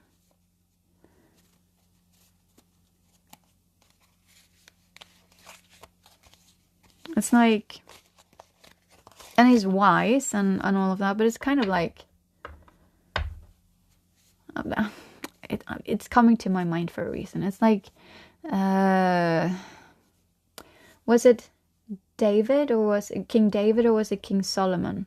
I'm not quite sure. I'm not Christian, but I grew up with Christianity. And so the stories specifically, I loved. And I remembered them, but only partially. But it was like the wise king who like, there were some 2 mothers were coming over. This is relevant for some reason. 2 mothers were coming. Okay. You all know this story, but I'm going to tell you to you guys anyways. He was sitting there and he was like having audiences and people could come to him with all of their issues and petty disagreements. And then suddenly, whoa, in comes two women and they have like this child between them. And they're like, it's my child. And the other one's like, no, it's absolutely not. It's my child because your child died. And then they're like, it was your child that died because this living child, that's mine.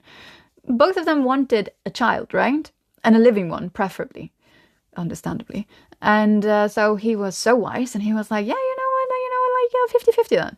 We could do like a 50-50. And we're like, yeah, it's like 50% my place and then 50% your place. That's not what they said, but I was thinking about that. Okay, divorce. Yeah. Some of you guys have children. Some of you guys have children. That's why the story is sad. Well, it's part of it at least. Like if it resonates for a different reason, then let it resonate for a different reason. It's a story. But yeah. Anywho, so he was like, nah. No. Let's do it much simpler because you guys, you can't even get along properly. Let's just like divide the child in two. And so you can get one part and you can get the other part. And then one of the women was like, that's a great idea. Oh my God. How did you even come up with that? Oh, wow, let's just do that. Does anyone have a knife? Like, we just need a big one and a very sharp one, like preferably, because otherwise, like, it'll get ruined. And then the other woman was like, hell no. Nah, like if it's like, if you're going to like either cut my child, into like 2 pieces or hand it over to this thing of a human, of a mother, of a being, then I am going to rather give it to this woman. And Solomon was like, ha! We have found the real mother. It is the person who did not, in fact, want this child to fucking die. Wise. I mean, you could have also just managed to find the most fitting mother, but still, like, at that point, I wouldn't really care who was the biological mother or who wasn't, because like one of them were clearly unfit anyways. So it was pointless, in my opinion. But the story goes how it goes. And that was still the moral or the meaning or whatever. Why did that story come to mind? Absolutely no idea. Doesn't matter. It makes sense for the right collective. And it made sense like when I started it. So, again, I just want to know like there's not going to be anything more. I don't think so. Okay. So this right collective to like get out of this limbo state. 8 of coins. But upside down. Wait a second. I just want to see if anything. Oh, whoa.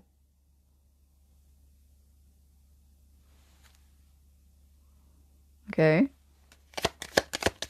Wait, I just want to get everything up and then I'll... Stop falling out like this. That's actually a good thing. Wait 1 second. They were still falling out like 1 and 1, so it wasn't like the entire pile just falling like in the beginning. But, oh my God.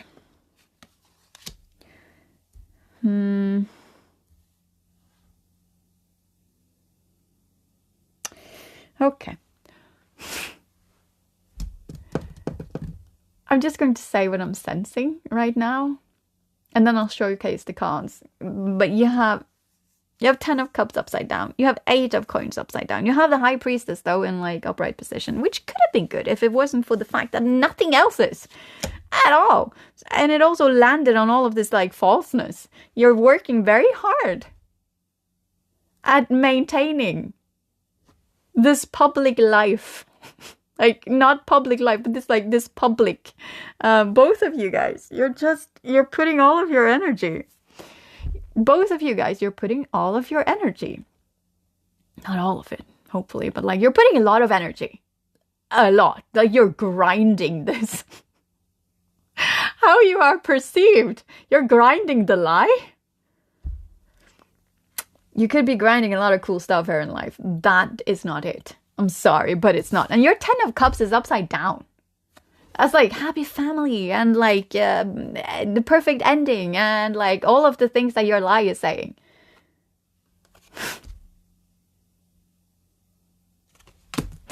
And you have King of Cups upside down, so it's not even stable. Of course it's not, because you're like, I'm actually kind of done here. And this other person is like, the lie is all that really matters. God damn it. It's like, rooted by materialism. So you're also, both of you, materialism, it could simply be like, you know, what is in the material realm. So it could both be the fact that, you know, but the material world around us that we have built together is so wonderful and great. Yes, I am dying on the inside and everything is horrible, but oh my God, did you see the new sofa that we bought? It's so great. That's wonderful. And then you have Knight of Cups upside down as well. Oh my God, the heartbreaker, manipulative, disappointment, revoked offers. The only thing that you have that is good is the High Priestess. And that's like your subconsciousness. It's like divine feminine, bridge between, the subconscious mind. Like, I'm sorry. The only way that you're getting out of this is you're listening. You need to listen to your intuition. Okay, you need to listen to your emotions. There is nothing else here. This is it. This is the advice. Like, you know what you're in. And you're grinding it to maintain it in the public sphere. And then you go home, both of you guys, and you're just miserable. But hey, at least no one else thinks you are. What an achievement. That's great. This is like, okay, give me an animal card then. Like, we need to, what does this collective need to embody then, like, of energy to get out of it? Because you know all of this already, but you need that extra oomph to get out of this thing. Oh, wow. Okay, let's see. I am not judging, okay? And I'm sorry. Don't be offended by me laughing. I don't sugarcoat either. But, like, do you not see the irony? Because I find this a bit, like, ironic and whatnot. And I need to say this. You're not alone in doing this, okay? This is normal. This is ordinary. People do this all the time. And it does not mean that just because everyone's doing it, not everyone is doing it, but we do have, like, I don't remember where I read it or where it was, but it was like 80% today, marriages today, we have the greatest percentage, apparently, ever of unhappy marriages. 80%, I think it was, about 80% of people who are married or in like long-term stable relationships fucking hate it. But that's okay, because the public don't know, and if the public don't know, well, it ain't happening. And then you have the other 20%. That's like incredibly happy. Like, they're very happy. Because they actually listen to themselves. They listen to their intuition. They listen to their body. They found their peace.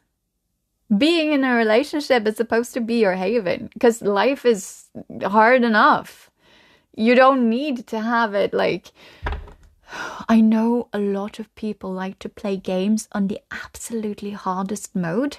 But do you really need to play life at that as well? Because that's going to stress you like out. You're going to get a heart attack at some point with all of this explosion. And that is very unnecessary. You don't have to do that. You could be part of the other 20% and like find someone you align with. and also, I want to say this. You walking away from this that does not align with you opens you up to be able to find your 20% person, right? Well, guess what? I'm not saying they will, and it doesn't really, oh, it's the wrong part. It doesn't really matter even, because other people's thoughts and actions are not your concern. it doesn't matter. It doesn't actually truthfully affect your life. Well, that's not true. Like, other people's actions can affect your life. That's why you need to kind of remove yourself from circumstances that don't align with you. But you do, theoretically at least, open up for this person as well to find their 20%, okay? It's not just you. It's like you too don't align. You too bring out the worst in each other because you don't align. Okay? That's like, there's no blame in that. But it just does, it's not working for either of you. But the thing is, you have free will, both of you two. In all of this, you can continue this thing until you die of clearly a heart attack. I'm not saying that. The cards are not saying you will, okay? I don't give out actual medical advice here at all, ever. I'm not a professional doctor. Do I look it? Do I? But no, I am not. Shockingly enough, here I am with my cards. This is like, you don't have to do this. So don't do it. Okay. I just want to, like, what should this right collective be embodying, though? Like, we need to give them something that can propel them forward. And don't just say, well, move that. We need to light their fire with something. This for this right collective. We need to light your fire with something, okay? Whatever that is. It needs to be something. You need to get you guys moving. This isn't healthy. So, woo! We got a card.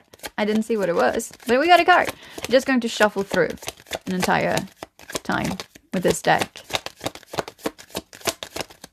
And genuinely, like, you're in the... What's that? Oh, I played... No, I'm sorry. I'm going to continue fast, okay? We're at the Daemon deck, by the way. They're very fun. The imagery on these cards are amazingly fun. But me and my brother at one point we were playing with them, and we were kind of like, daemons are not demons, by the way, but we were kind of like making a fast food thing with fast food.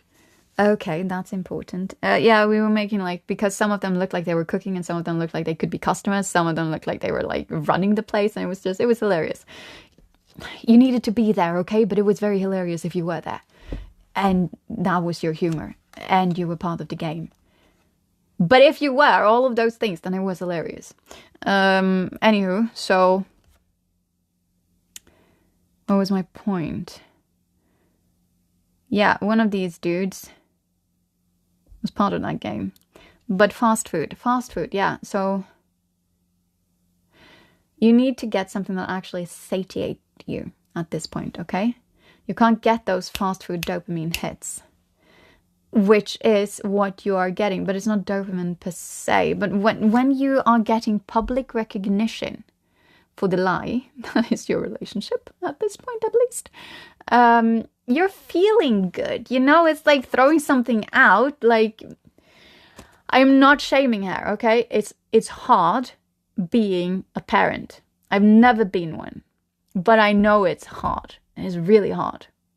And it's stressful. And you sleep almost nothing at all. And also, it's like, you're just exhausted. Particularly, we're talking about like the youngest years. And then it gets better as they get older. This is just statistics. It won't, though, if you're in this situation and this relationship. If you have children in this situation and this relationship, everything gets worse, okay?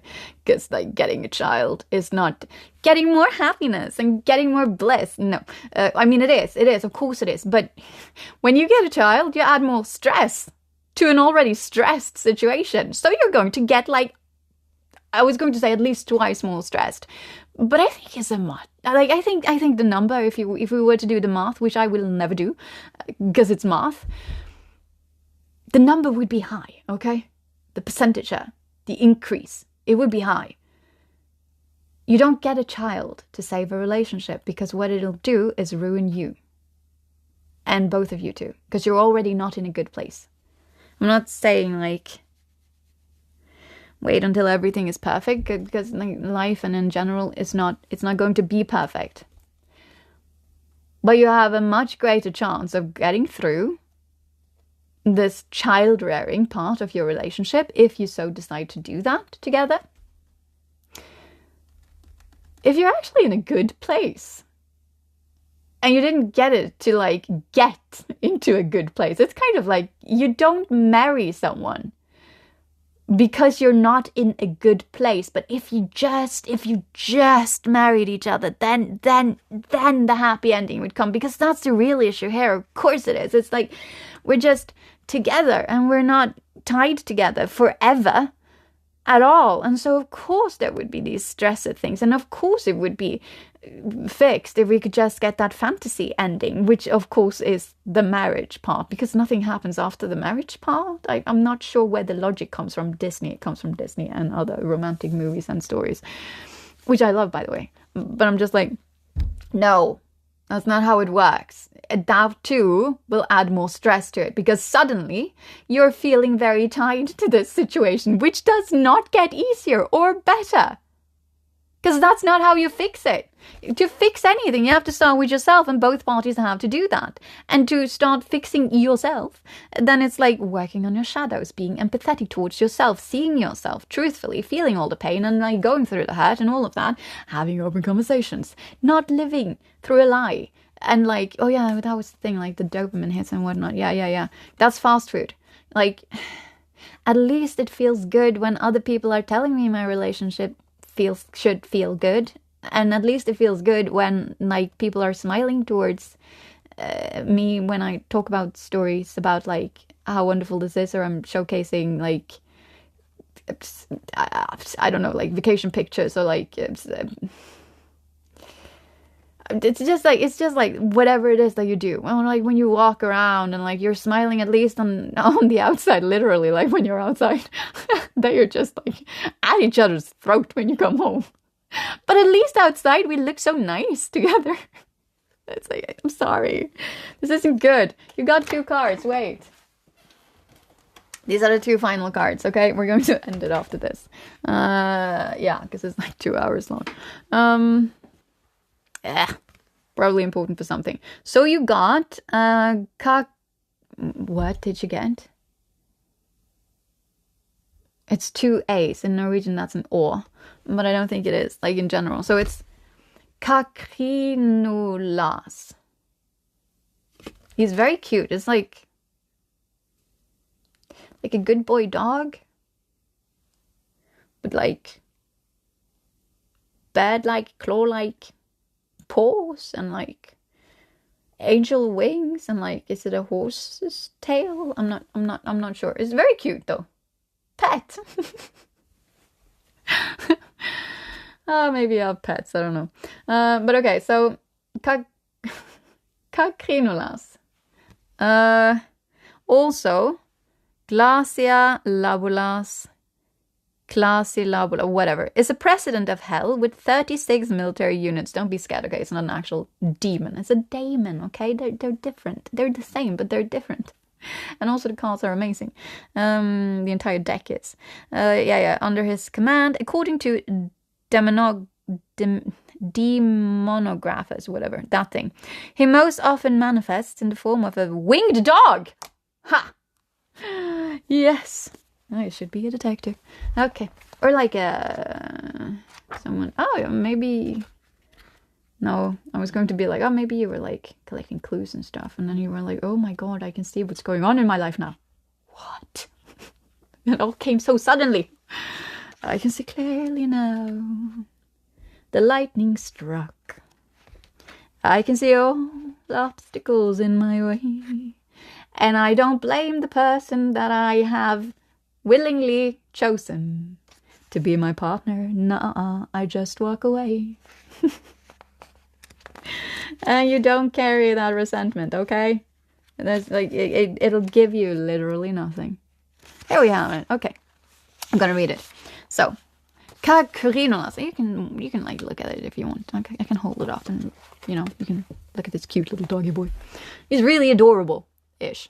So, annotation. Kakrinolas is also known in demonology texts as Glacia labulas. It's like he has a pedigree. Okay, he's cute.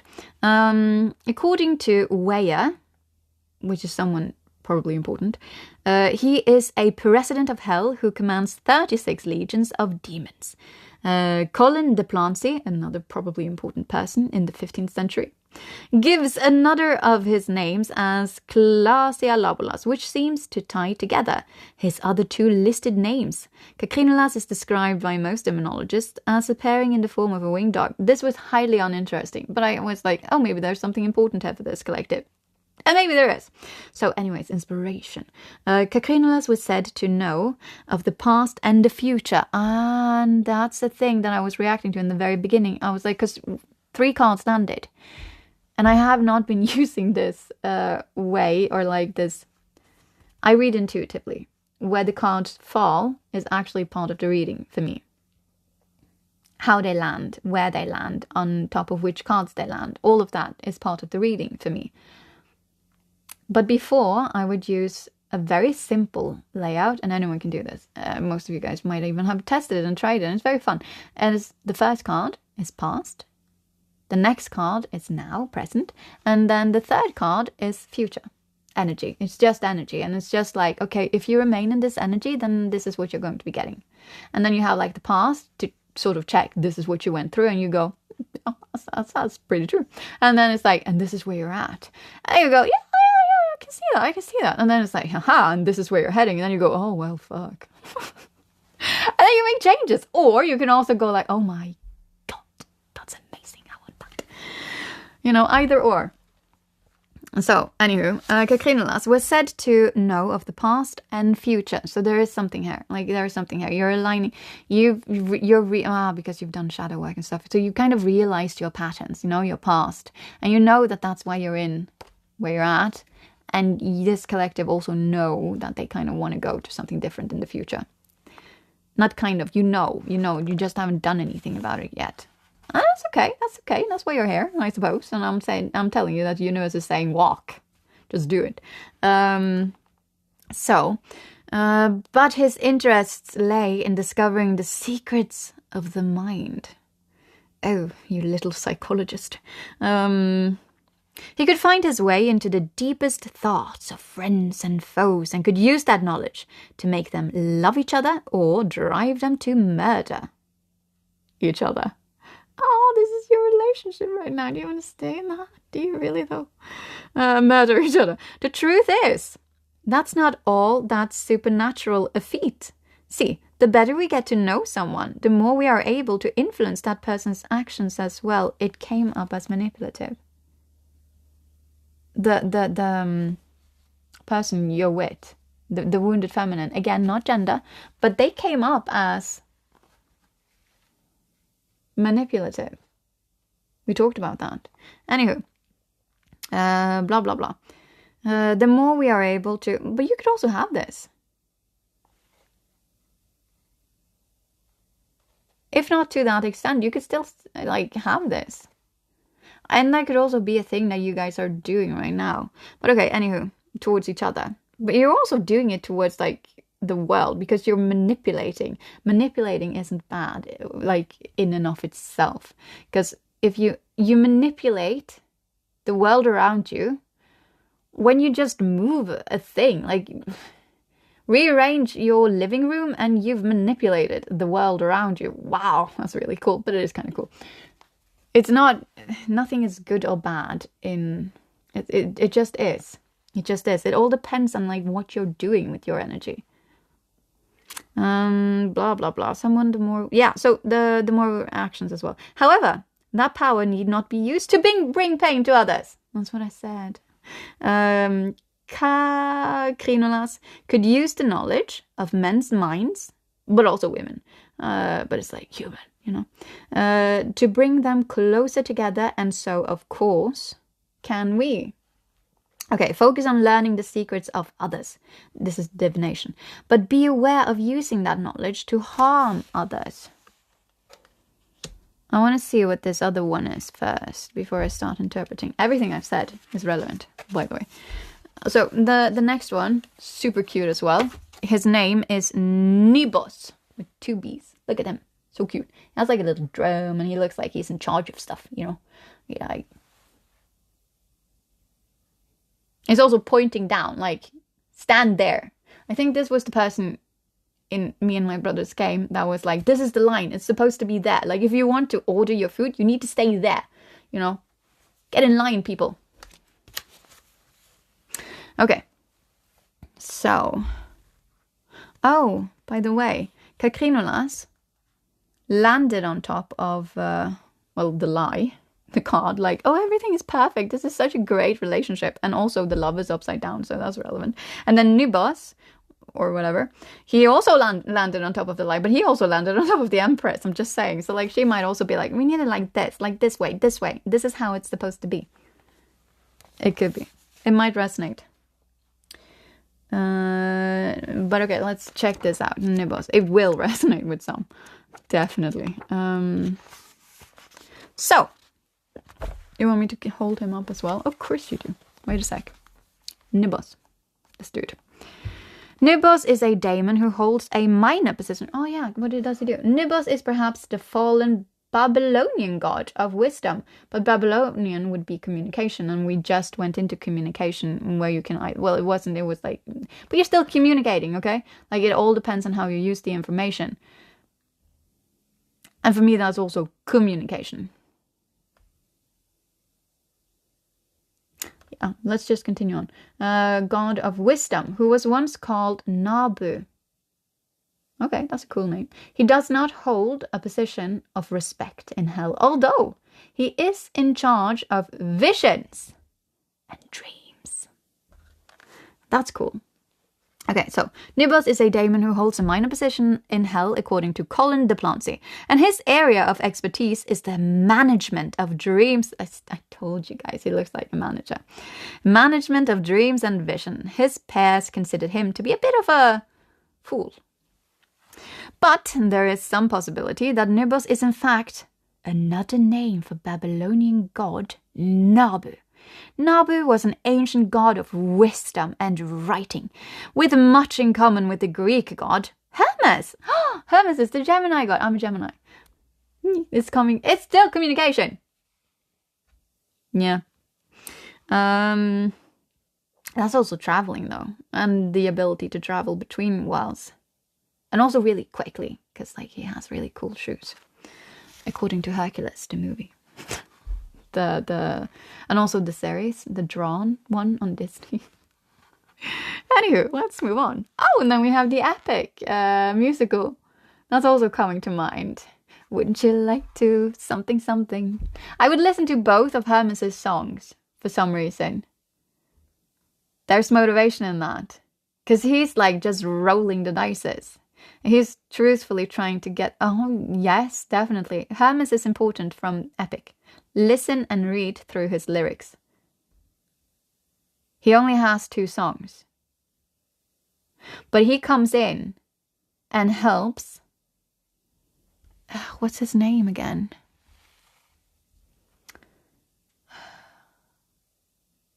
I can remember Penelope because he sings it a lot. Penelope, Penelope.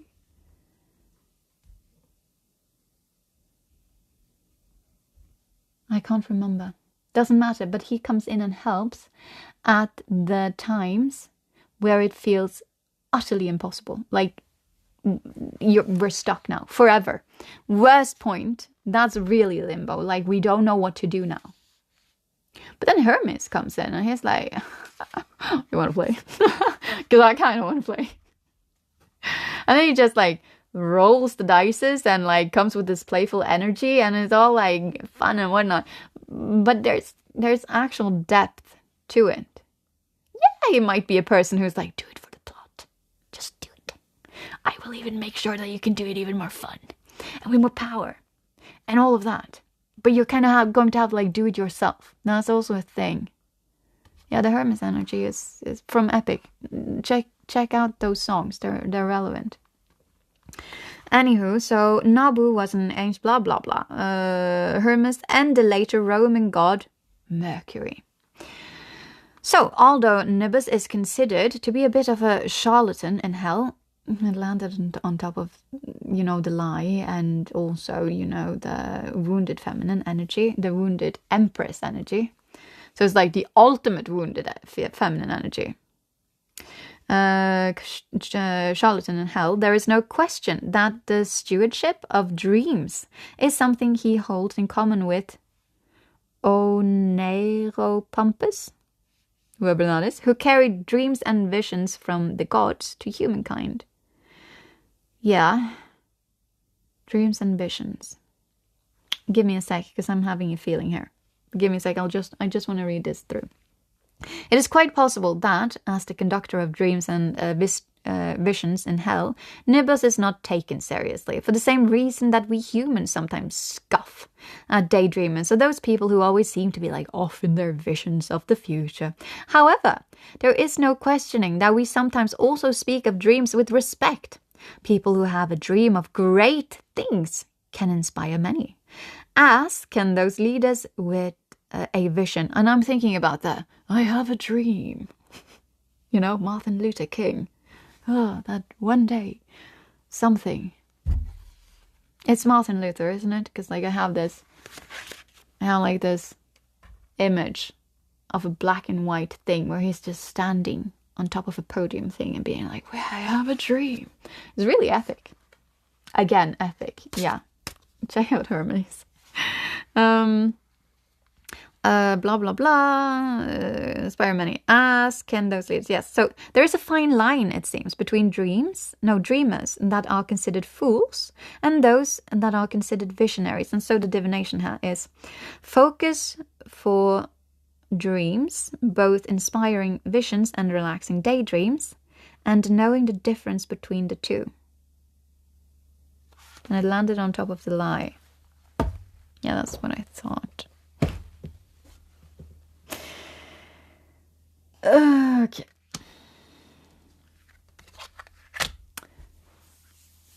So the fire that you're supposed to be, that's supposed to be bringing you out of this thing is quite literally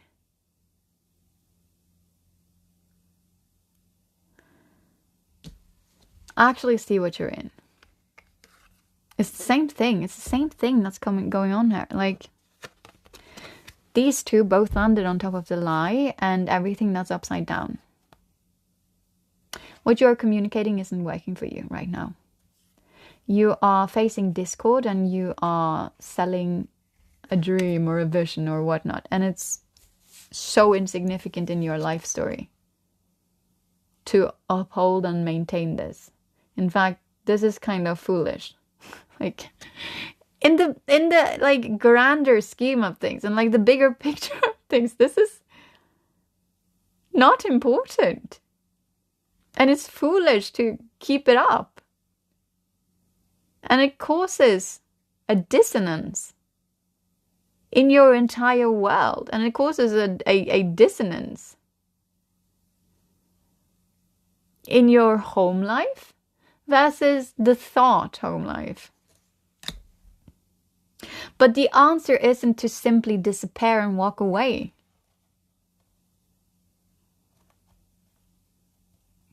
I mean, it might be for some, but that's not what I'm sensing here. The answer is to step further into your emperor. The answer is to stop enabling this. Yeah, you can walk away by all means, but it's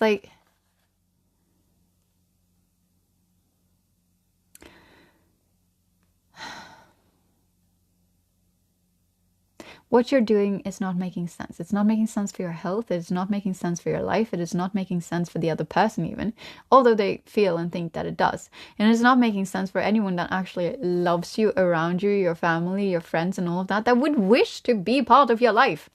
And they would like to help you. And in times of, not need, I don't know if you feel like this is a time of need or not, but when you...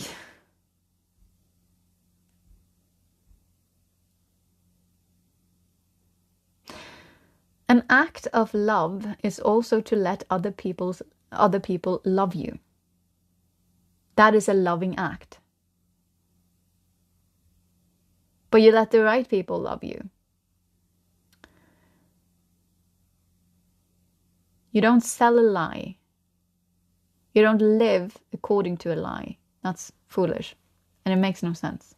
In the grander story of it all, of your life, of this person's life, like your the wounded empress energy that you are connected to, it doesn't matter.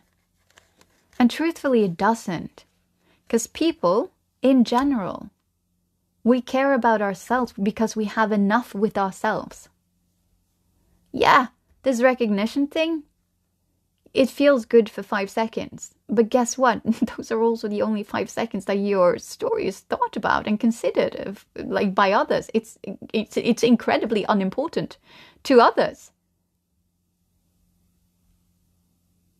Whether or not you have a fairy tale story doesn't affect other people's lives. And because it doesn't affect other people's lives, it's also incredibly unimportant to them.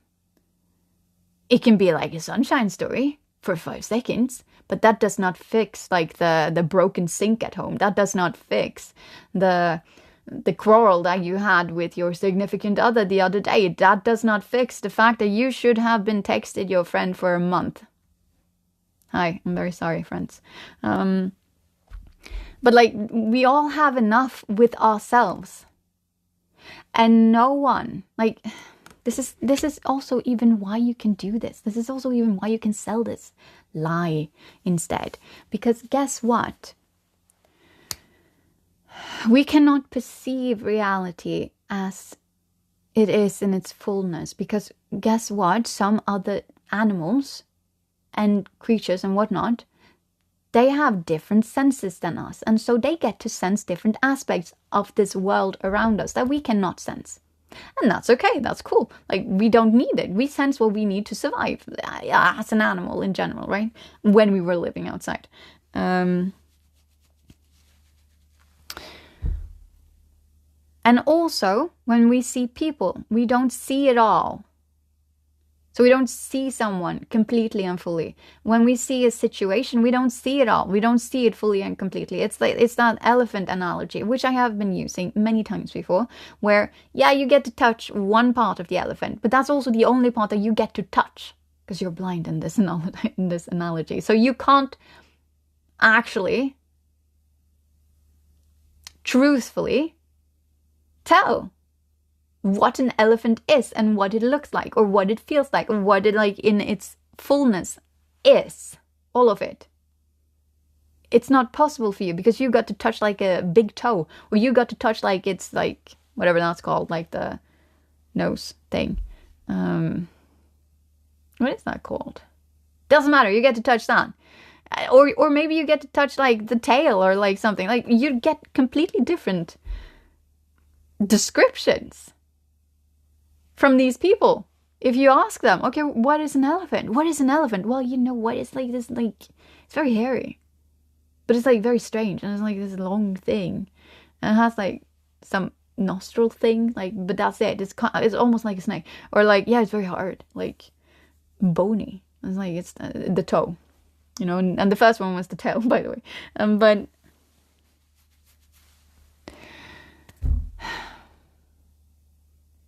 no one holds the complete picture, and it doesn't affect anything because the elephant is still the elephant.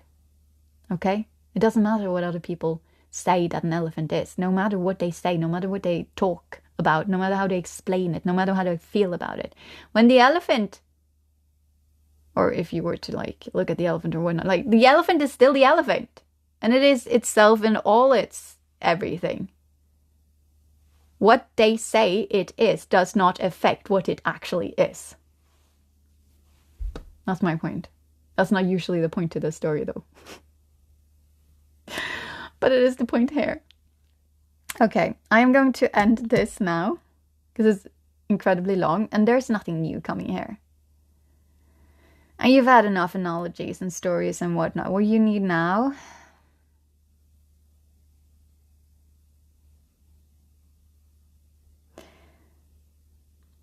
is to center yourself. Because that's the thing that kept coming back. To me, at least. You need to center yourself. and listen to the Hermes songs from Epic the musical, or at least read the lyrics, if you feel called to it, of course. And it is your own free will what you want to do with all of this. I can only give advice, and I can only give advice of what the cards say and do not say, and other things that come to me. But ultimately, this is your life. You get to choose. You can choose to focus on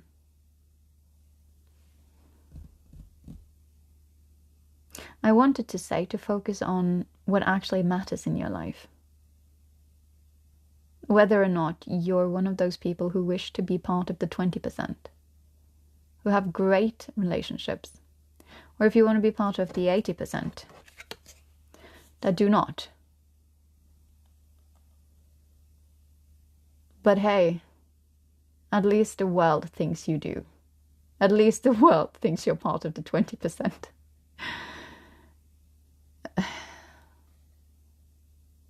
Your stress levels are not agreeing, though. Quite likely. Anywho, you'll be fine, okay?